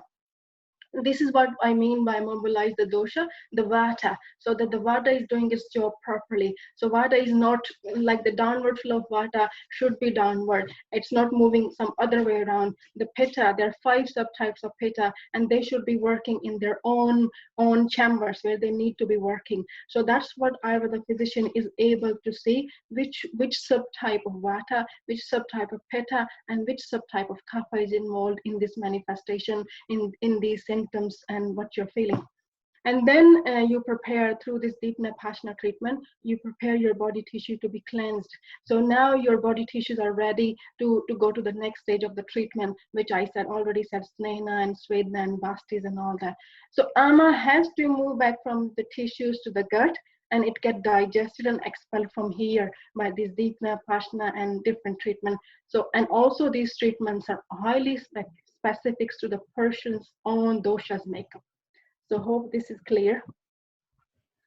And then how to digest ama. So on the daily basis, if you know how to know if you have ama or not in your body, which I have spoken before, bad breath, a kind of highly coated tongue, and getting sick too often. So how to get rid of this ama so that it's not forming to the level where it can start manifesting into a disease. So avoid too much of stimulants, tea and coffee, eat hungry. There is a big focus on Ayurveda that you should eat when you're hungry, otherwise you shouldn't eat. And your evening meal should be light, because in the rheumatoid arthritis, kapha is involved. So for kapha time is 6 to 10 a.m. and 6 to 10 p.m. So you should eat lighter in the kapha times. And then to get rid of this ama, to get rid of this kapha, bitter, pungent vegetables, and the fresh herbs, parsley, basil, coriander, all are very beneficial. Alkaline fruits, pomegranates, and ginger lemon pickle, ginger juice, and cumin, coriander, fennel tea all help to digest ama. And kapha tea with honey is a brilliant one for kapha people. And guruchi tea is very good to open up the channels, very good for sarotas, and it has a bitter effect kind of on the body. So it's really helped to clear this ama and clogging in the channels. And some other herbs like trikatu and triphala. I hope you all are familiar with trikatu and triphala. Triphala is a kind of a universal herb, good to restore digestion and good to restore excretion and good to digest ama. And then TM, transcendental meditation and other meditation for mental ama. And very important, respect your natural urge. Don't suppress your urgency for the body. If you have to go to the toilet, go to the urine, go to the stool. If you're thirsty, if you're hungry, respect that. And the change of the season, every change of the season, to prevent this problem, it's very important that you check with your Ayurveda practitioner, because this is called Ritucharya. As the dosha is rising in the season, so the dosha is rising in the body. So there is a different diet, lifestyle, exercise, dressing up recommendation according to the season. And then there is a different kind of a dinacharya, day to day, harmony with your hour to hour, harmony day to day, harmony with season to season. That's the Ritucharya and dinacharya strategy that you follow, daily routine according to the Ayurveda, your daily rituals, going to the bedtime, your food time and all that. So that's how you restore the harmony back with yourself and with the nature. So this is Ayurveda is teaching to tuning in with yourself and tuning in with your mother nature, and that's how you heal yourself through this. And through this, the guidance sheet is going to be emailed to all of you. So there are more recommendation of herbs and some other spices in the sheet. And then these are some basic tips. Fenugreek is a wonderful, wonderful herb for rheumatoid arthritis because of the bitter taste. So you can use any form of the fenugreek into the everyday cooking, seeds, fresh leaves, dry leaves. You can grow fenugreek in your garden and drink overnight. You can soak a teaspoon of fenugreek into the water in the night, and you can drink that water in the morning. And for if you have itchy joints or painful joint, you can make a little kind of a paste with cinnamon and honey, and you can apply, and that help to soothe the joint and help with the itchiness. And you can also make a drink from cinnamon and clove and ginger. This mixture is already in the kapha tea, but if you don't have kapha tea, you can make yourself this warming drink. And this honey and cinnamon and clove and ginger, they all help to digest ama. And this is given in your notes, the recipe is given. This is a wonderful drink and I love it. And this is if you can tolerate normal milk, use a plant-based milk, and you make a paste of garlic with fresh 5 to 10 garlic cloves, crush it, and you equal amount it, half of water and half of milk. So half cup of is water and half cup is milk, and you boil this the garlic paste into until it is reduced to half. So you have 1 cup of this mixture of water and milk, and you have, say, roughly a teaspoon of the garlic paste, and you're boiling it until it's reduced to half. And you can pour into the cup, let it cool down a little bit, and if you like, you can add honey. Otherwise, you can drink as it is. You don't need any sweeteners. And ashwagandha powder could be added, because ashwagandha has the property that is help as anti-inflammatory, and it also kind of help to balance vata. And it is warming in nature, so it is helping with the rheumatoid arthritis. So if you have any swelling, any joint inflammation, this is a wonderful, authentic remedy from that you can easily do at home. And then the other meal, I didn't mention in the AMA how to reduce AMA, the fasting and intermittent fasting. That is very important when you have AMA in your body, that you do regular fasting. Fasting depends on your stamina, on your potential, on your body type. So you better you consult your Ayurveda practitioner before doing the fasting. And most of people ask what should they eat when they're fasting. So Dr. Naheed given a recipe for lovely moong soup. You can use that. And khichari is like all of the people in Ayurveda know about khichari, and that recipe is given in the notes as well. So you can make yourself a creamy or a soupy khichari as well. It has grain in it, it has a lentil in it, and it has vegetables in it. And you can have spices like vata churna or spices of your own choice. And this is a wonderful light meal to help to digest AMA, and you clear inflammation from the body. And it is all just enhancing and all of that. And I have given in the notes, as I already said, the herbs and spices, so you can refer there, and if there'll be anything you can ask. Okay, so thank you very much, and hope you enjoyed and you can benefit from this knowledge. Thank you all, and I hand it back to Noel again. Thank you. Thanks, Dr. Rajvinder. Thank you very much. So yeah, I mean, I think one thing that's coming across to me there is that, you know, this is quite sophisticated, really, the approach that Ayurveda takes. I mean, it's very sophisticated, and it seems to me that it's different for every person. And the reality of it is I think that most people, you know, should do these things under the supervision of a doctor, of a Vaidya. Would you agree with that? I think that's Oh, sorry, I missed. it's wise, particularly when we're talking about a significant health condition. I'd say that there are quite a few people on the call who have, you know, sort of minor conditions, and, you know, sometimes they're very easily addressed, and we're hoping that the information given are things that are targeted towards the particular condition you have would make a difference. So I think you can try these simple things that we're suggesting. But yes, what Noel says is also true. And I think that from Rajvinder and Naheed's talk, you see the extent and depth of training that the Vaidyas have. It's very impressive. Yeah, I think, as I said earlier on, the prevention thing is always my preferable method. But that's fine. That's great if you haven't already developed a serious condition, you know. So I think there's huge amounts of preventative measures there, like eating your main meal in the middle of the day, getting a good night's sleep, doing the abhyanga, not over-exercising when on heavy food, and then mostly just living in tune with nature and listening to your body. But as I say, if you're unfortunate that maybe you're a bit elderly in life and then you have one of these conditions, then I think maybe a lot of these things probably need to be done under the guidance of a physician, so that you know that you're taking the correct herbs and doing the correct thing, you know. So we have a very special guest on the line here now. A man called Robert Johnson. I've met Robert a good few times myself, not for some time though, I have to say. I used to go to Skelmersdale quite regularly, but I haven't been there for a while. He's a good friend of Dr. Brennan's, and he's someone who's suffered from arthritic conditions since the age of 4. And he's very kindly come on this evening and agreed to give us a chat about his experience with arthritis. He had it quite severely, and he's been a patient advocate for many years, and he's also the president of the Ayurvedic and Rheumatoid Arthritis Association as well. I hope I got that right, Robert. Robert, are you with us? I am here. Yeah. Hi, Neil. Oh, Hello. fantastic. Hello, Robert. How you Robert. doing? How you Hi. doing? Hello. Great to Welcome, see you. Robert. Lovely to see you. Thank you, Don. Great. So I thought there's just a few minutes before we finish now. So if I just tell you a little bit about my history with my condition, and then draw a few perhaps common points from everything that the Vaidyas have been saying this afternoon, if that's helpful to people.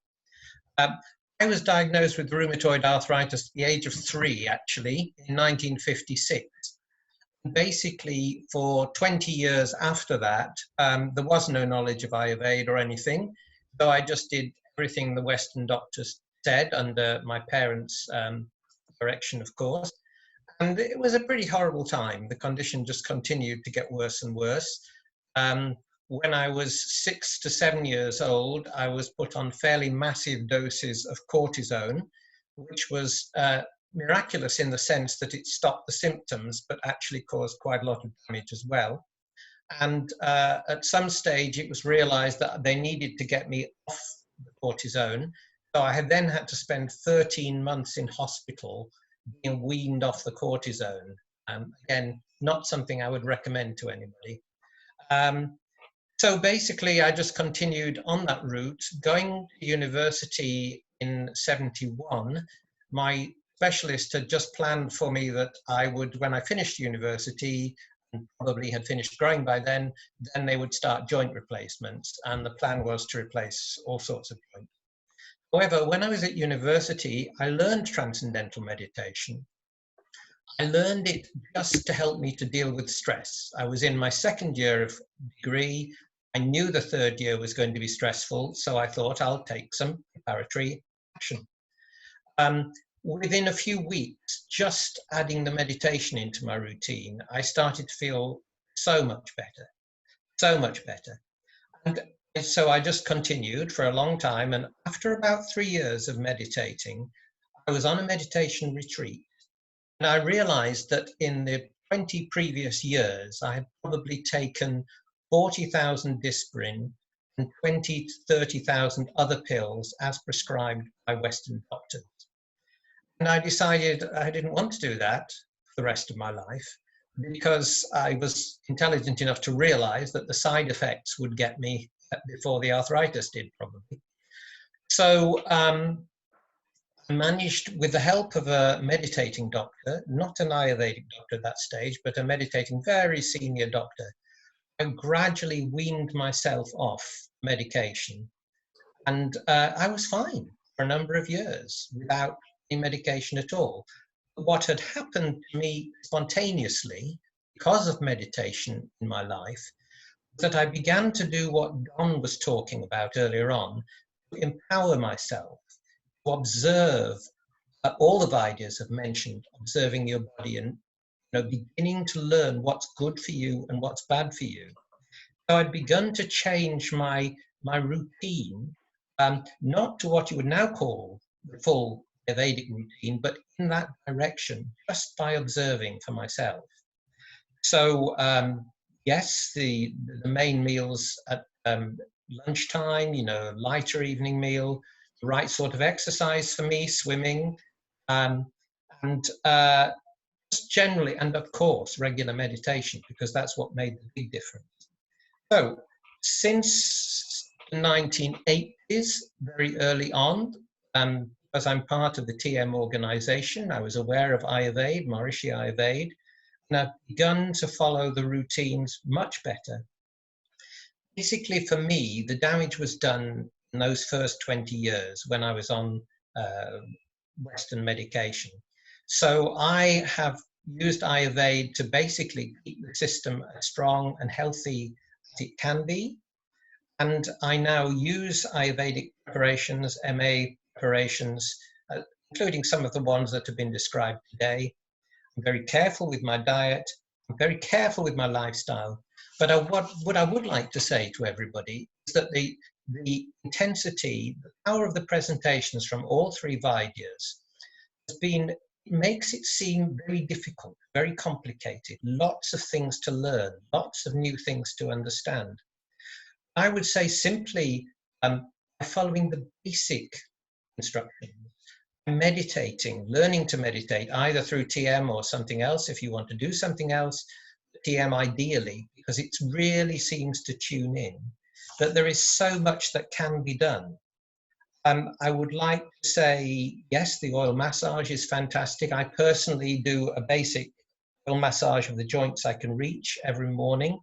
I have had Panchakarma. That's been very helpful as well.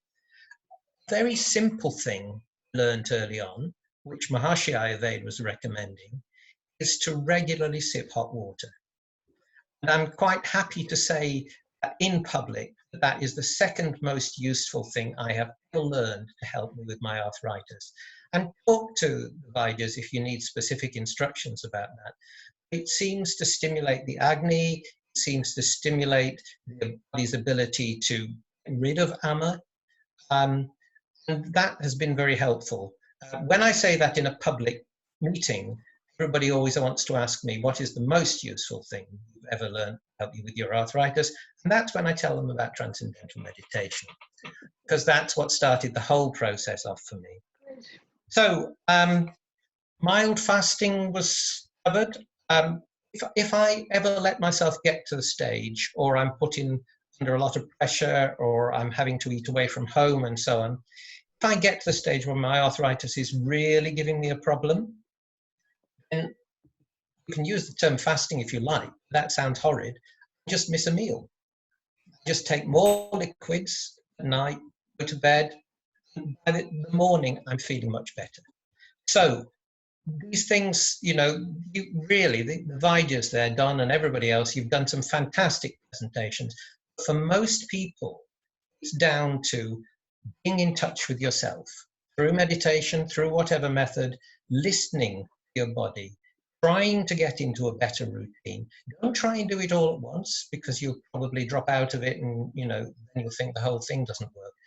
Just gradually going at it. And I think that's all I really want to say. I'm happy to take any questions as well, if anybody wants to ask them.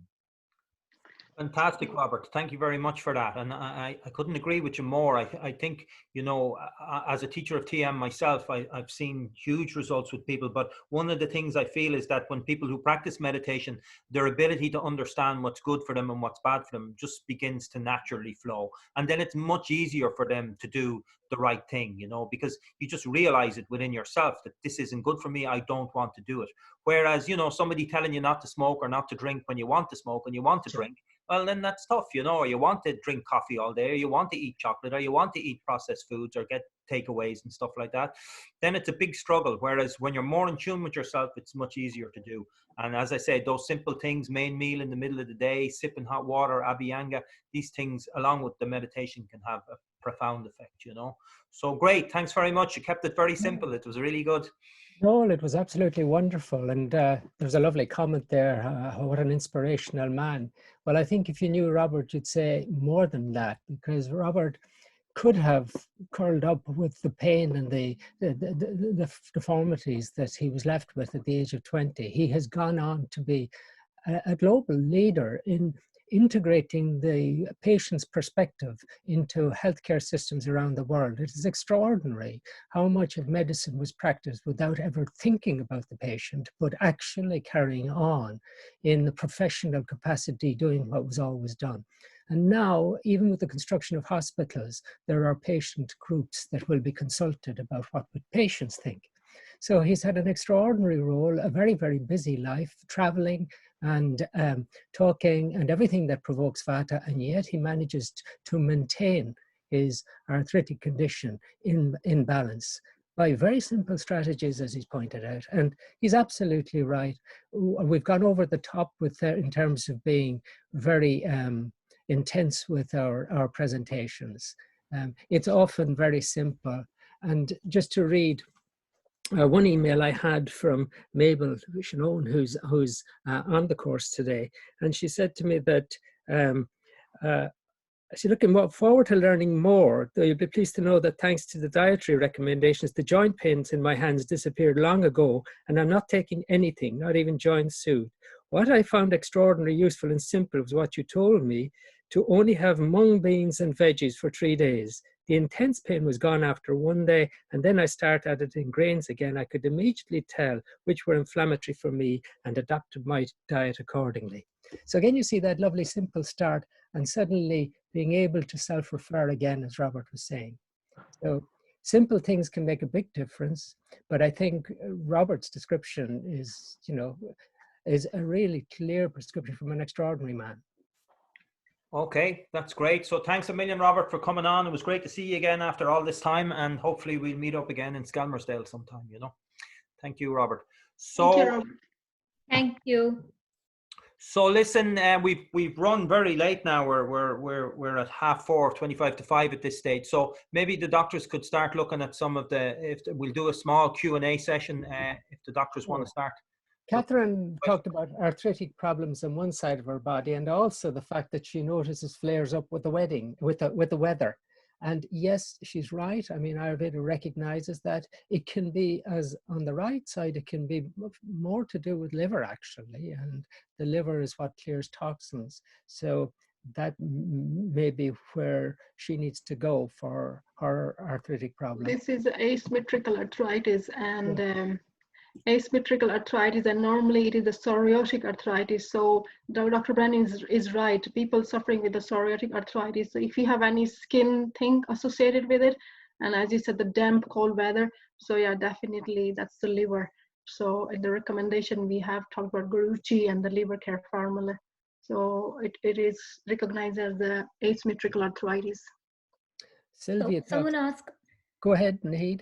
Yeah, so someone is asking is that I mentioned about the orange juice for osteoarthritis. So whether it will be inflammatory, whether like the spices and all. So I mentioned about the orange juice because of its sour taste, and it has the effect of like it has sweet effect in the body. It has sweet taste as well as far as the sour taste. So I mentioned about the orange juice in preventive measures. So if you are in a balanced stage of a life and you have to keep your vata in balance, then you have to take some citrus, some sour taste in your diet, maybe in form of any citrus fruit, any berries, or in tamarind, so that your vata remains in balance. But you are already suffering with any inflammatory situation, a more of a heart burning kind of sensation, then you should avoid a sour taste, because that can increase your pitta doshas. But sour is also enriched with predominantly sweet taste. So I don't think if you have it like in if you don't have it in empty stomach, that will not lead to increase your more of a pitta thing. And another one is about lassi. So I mentioned that the yogurt is a channel blocking food, but again I'm like advising about lassi. So when the yogurt, to consume yogurt, the best form you can have yogurt is you have to churn it, you have to add some spices in that, you have to make it dilute so that it become easily digestible to you. So Ayurveda has recommended a form of having yogurt is it should be in the form of lassi to have all the goodness of yogurts. Otherwise the plain yogurt is not been recommended if you are already suffering with kapha disorders, if you are having aches and pains in your body. And actually the same person asked the question about the use of coconut oil for a pitta person, saying like it'll freeze in the damp cold weather. Yeah. Well, you use the coconut oil in the pitta season, which is the summertime, So if you're a very strong pitta person, then you go with the seasons. Just like I'm a pitta person, and like I'll eat a salad in the middle of the summer, but I've absolutely no interest in eating a salad in the middle of the winter. And in the same way, I could use coconut oil to do an abhyanga in the middle of the summer when it's nice and warm and hot, but I wouldn't use coconut oil in the middle of autumn. I'd be using sesame oil. So it's a matter of knowing when pitta is up and when pitta is down, and the seasons and all of those things. So that's why you need an Ayurvedic consultation, you need an expert advice. So the recommendation like the sesame oil, the coconut oil, mustard oil, these were the general recommendation to keep your like to use as per your body type. And for coconut oil, if you find it like really solid, you can like pour it into a hot bowl of hot water, and that will be like in a liquid form really easily, and you can just apply it. problem on the left side of the body is more likely due to that entering into that flow of rasa, rakta that Rajvinder was talking about. So again, what Robert was suggesting, just the second best thing, sip the hot water often and see how that helps, because it's going to help the rasa. And you've pain in the left knee, Margot Hartley. I hope you were listening to Naheed's talk, because that's likely to be an osteoarthritis, maybe a little wear and tear. And so, for that, the oil applied, the heat. The knee busty is very important. Good. Yeah. The joint sud oil. Yeah. Anna shared wonderful experience. Anna Chris said, my symptoms of rheumatoid arthritis disappeared within 6 months of learning TM in 1981. And TM made me spontaneously vegetarian with occasional fish.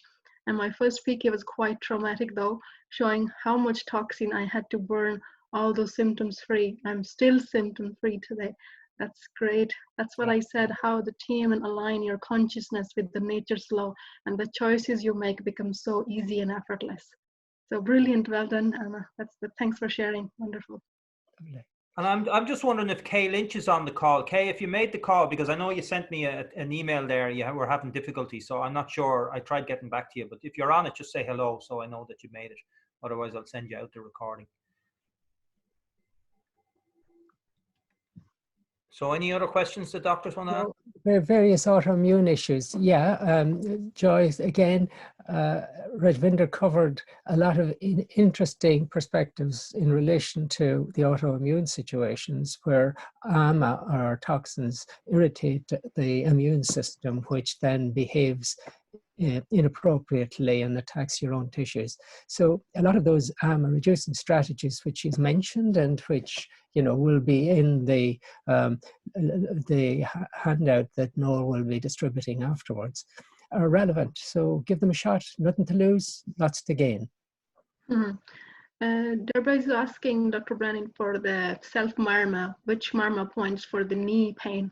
In the book by Dr. Ernst Scott, I think they're given very nicely in the book, but if you want to say something on that. Yeah, absolutely. The real marma treatment for the knee is to sort of just put the hands either side of the knee, the thumbs and the first finger touching, so that the hands are sitting by the knee, holding, supporting. It's a very sort of a loving, supportive position. And just holding the knee. Fox head, isn't it? It's called fox head. You're right. I'm trying to think the Sanskrit name of it, but it just came to my mind. yeah, you're right. Because it does look like a fox's head when you look down at it. Yeah, because you don't directly do anything on the joint, but on the side of the joint. Yeah. Marma points are delicate, and so they're very gently handled. There's a question there from Leanne Emberton. I don't know if any of the doctors picked up on that, but I hope I'm pronouncing this right. What are the recommendations for Raynaud's? R-A-Y-N-A-U-D-S. So that's from a young age. Sylvia, talked about that as well, Raynaud's, because again, here's Vata, and in the same way that an air bubble could block a pipe in your plumbing, similarly, Vata can provide a blockage. So with Raynaud's phenomenon, the circulation gets blocked, and suddenly the hands can go very, very pale, and it can be quite severe and incredibly painful as well. So it's a Vata disruption, which the strategies for balancing Vata are very helpful for. Again, it may be interesting to use the joint soothe oil, but put a little bit of the inhalation oil, a few drops of the inhalation oil in it, and massage the lower arms and hands with that twice a day, especially through the winter when it will be more of a problem. And just like Dr. Naheed's treatment with those leaves, like the patra, the pinda patra, if we have those leaves.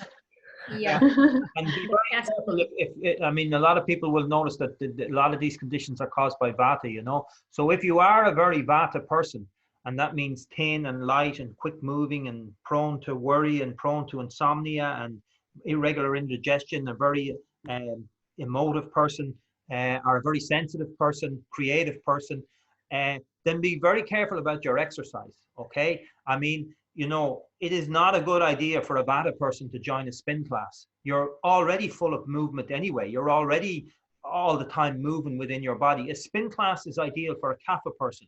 It's not ideal for a Vata person. All you will do is drive the Vata more and more out of balance. So what we do is, as Vata people, a nice walk is good enough for exercise. Things like that, you know, maybe some swimming or nice walks, not in cold, particularly cold water though, you know, but don't over exercise. There's this thing nowadays that everybody has to be super fit and going jogging and sprinting and running and all these things. And it's not one shoe fits all when it comes to things. And it's definitely not that case when it comes to exercise as well. So be careful about your exercise if you're a very Vata person, because if you think that athletes are a model of health and fitness, I can absolutely tell you that they're not. You know, they may be good at running around the track, but that doesn't mean they don't have major health issues going forward in life, you know.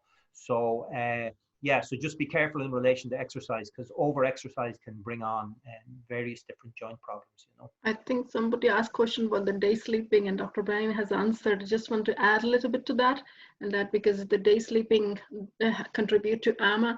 So that means when I was talking to connecting with the nature rhythm, hour to hour and day to day, there's a whole kind of different timings for different doshas. So if you're waking up, say for example around 6 o'clock, so you have the qualities of Vata, which is light and bright. And then if you're waking up around 8, 9, 10, which is 6 to 10 is the Kapha. So the Kapha qualities, dullness, sluggishness, dampness, will color your day. So that's what I mean by the waking and sleeping in the daytime. So it's better to go to bed 10 and you wake up, so 10 to 6 is what the Ayurveda recommend. So you slowly make the transition if you're not doing it. So that's what is the meaning. Some people would be in the bed until 11 and then the lunch is disturbed and the whole cycle is disturbed. So that's leading to more ama in the body. I think it'd be lucky if most. But for Vata people, so just for Vata people, a midday nap, yeah, Dr. Brennan has said that in the text anyway. That is very beneficial. And for elderly person as well. Mm-hmm. And there are some medical condition in which you can sleep in the daytime. Right? Yeah, but not straight after the food. Yeah, It's called Divaswapan. So Divaswapan is highly contraindicated if you have ama. Yes. And I yeah, Dr. Brennan, go ahead. no, you go ahead, Naheed. So the explanation which Noel just said that about Vata persons should not do more of exercise. So we all have Vata, and any strenuous exercise and too much physical activity can aggravate our Vata. It doesn't mean that if I belong to a Pitta or Kapha person, then I cannot have disorders because of Vata. If you over exercise, you will. And nowadays, being healthy doesn't mean you have to look lean, thin, that perfect ab, perfect shoulder, muscular. You have to be healthy from inside. So it's become a trend that you have to appear healthy. Of course we have to, but we don't need that sort of muscles and abs to look healthy. And in that way, you are aggravating, you are imbalancing your Vata and the surrounding tissues like ligaments, cartilages, and synovial fluid and everything. And one habit which we all usually do is sitting cross-legged. So Ayurveda has strictly prohibited sitting cross-legged. Sitting cross-legged can produce symptoms like tendonitis. It's a leading cause of tendonitis because you're putting extra efforts on your ligaments, and calcaneus spur, which occurs in your heel bone. There is extra growth of bone. So avoid sitting cross-legged. It's not recommended. And sitting cross-legged can also be the cause of piles as well, as per Ayurvedic text.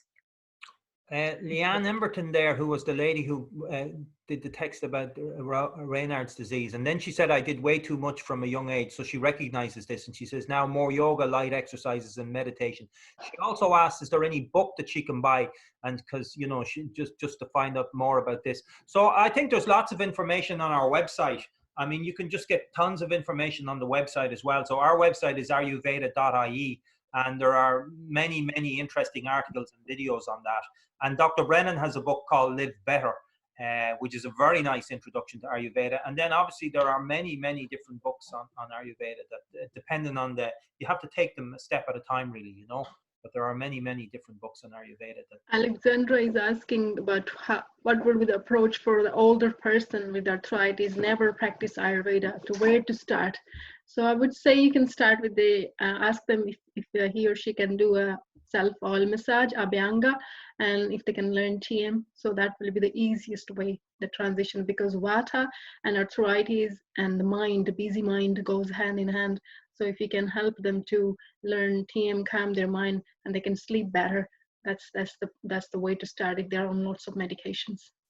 I could just add the hot water thing as well. I think is very, very useful. Okay, You'd be surprised how many traditions around the world recommend drinking hot water. Chinese tradition, the Indian tradition. You know, I lived in the northwest of England for a long time, and even in the old English tradition, people used to drink hot water. Even in the Chinese restaurants, they give you a little warm soup. They don't serve cold water or anything. So yeah. This is especially water, if the water is been boiled and reduced to half, that's like to digest your ama, to clear your channels. So if you have that patience and you can boil your water till it reduce to half, then you can definitely try it. One thing you can stop doing though is, like, you go into any Irish restaurant, well, they're starting to open up again now. I mean, you know, they'll bring you a pint glass of ice water without, you don't even have to ask for it. They'll just bring it to your table, assuming that that's what you're going to be drinking, iced water.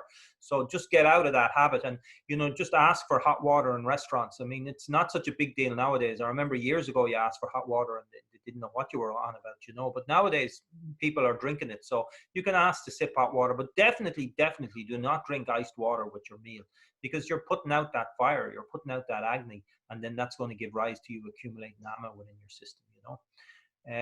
There was a question about cracking knees, and you've just started massaging them with sesame oil, which is a great idea. You could use the joint soot oil, but you'll have to persist. And remember, it's a Vata problem, so it's not just a matter of doing a little massage to the knee. It's a matter of balancing Vata through a good night's sleep and relaxed meals and all the rest that we've been talking about, the TM. There's someone talked about celiac disease. Well, you just have to avoid the gluten. And there are degrees of it though, and it could be that with good digestive advice and good digestive stimulation using Ayurveda, and then a very, very minute quantity of a grain that contains gluten could be tried, because in that situation it may be possible to re-educate your gut to start to be able to digest it. But if you have a significant celiac, just keep away from the gluten. 70-year-old mother, osteoarthritis, can she take ghee? Yes. Ghee is good. It's good for aging. So it's good for the brain. It's good for many things. Good for Vata. And then, is it okay to freeze fresh food to use later in cooking? Yes, it is. Freezing is the best way to preserve foods if you must preserve them. Far better than taking tinned stuff or chemicals to preserve the food in processed foods. But ideally, I think it's fair enough to say that it's better if you cook your food fresh, you know, and if you have the time, if you can do that, just to cook it fresh. And we have lots of recipes on our YouTube channel, so you can go on there. It takes about 20 minutes to create a nice soup or a lovely meal, and then just use fresh ingredients that are there. BOD has a nice comment there. He said he had bad symptoms of Raynaud's for many years, as it turned out to be a problem in his upper back from playing the fiddle. So to cure it, he bought a piano. So that's another way of doing things, you know. So absolutely, sometimes you have to change your jobs and things that might be triggering some of your issues. And the Kalavati is asking anything for surgeon. That's a very ama vata issue. So you need to deal the ama. Depends on what is the potential of ama to manifest the surgeon in your, how many symptoms you're having, what level is gone. So definitely all those ama passion advice, digest the ama, hot water, and the spices, ginger juices, all of that. So of severe pain at night in the hands after using the hands extensively during the day, a Vata problem again, Margot. Everything that balances Vata, like your good quality rest, your meditation, but particularly your oil massages. And you may be advised to apply the oil again twice in the, you know, to your arms and hands in the evening. Okay, so we're kind of getting close to the end here. I have a little bit of good news for the doctors. While we were doing the webinar, there was a knock on my door, and I went out and there was a special delivery. And can you see this box, Dr. Brown? I can, yes. So this box arrived, and inside the box there was There's a card for Dr. Rajvinder, a card for Dr. Don, a card for Dr. Naheed, and Oh, wow. it's for Dr. Rajvinder, Dr. Naheed, and Dr. Don. And there's also presents from me and a beautiful card, which I'm going to show you. It's got a blackbird on the front of it. And when you open it up, Can you put it a little bit up? Put it a little bit up. Raise it. Yeah. you hear that? Oh, that's so nice. That's a bird, isn't it? Yeah. So that's like the bird at the start of your presentation. So this Very, is okay. Very nice. Roberta. This is from Roberta Shields to us all. Oh, Roberta, she's there somewhere. I saw her. Thank you, Roberta. Thank you so much. That's very sweet of you. Thank you very much. Very sweet of you. Roberta, I promise I'll pass these presents on to them, okay? Waiting, Noel. Welcome to the post. So thank you very much, Roberta. It's very, very kind of you, and we're glad you're getting so much from the consultations. And you even went to the trouble of wrapping the box in lovely paper. So well done. Thank you. Thank you. She's there just beside you on the screen. Thank you, darling. Thank you.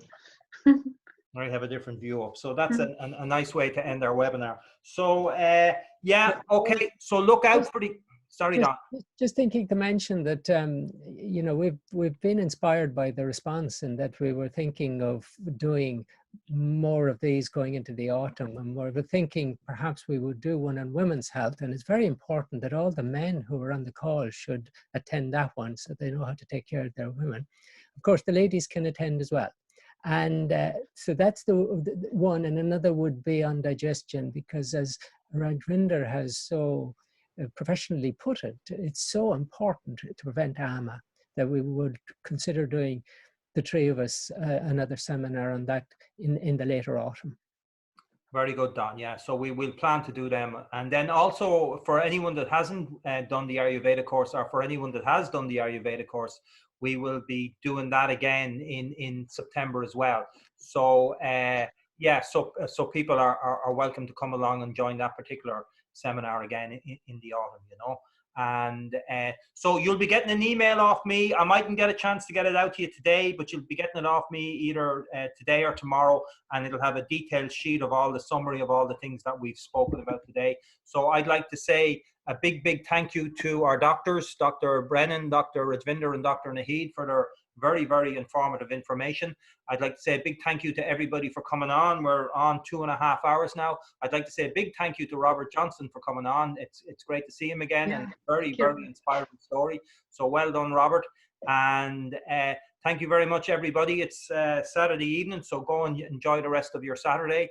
And we'll be in touch with you, and we'll speak to you soon. So namaste, everybody. Namaste. Namaste. Thank you. Thank you. Happiness to all. Thank you so much. And I will show you how to get a recording of this, because there's a lot in this. So you'll be able to view over it again, you know. So thank you very much, everybody. Take care. Bye bye. Bye bye. Bye bye. Bye bye. Thank you, Robert. Bye bye. Thanks, Robert.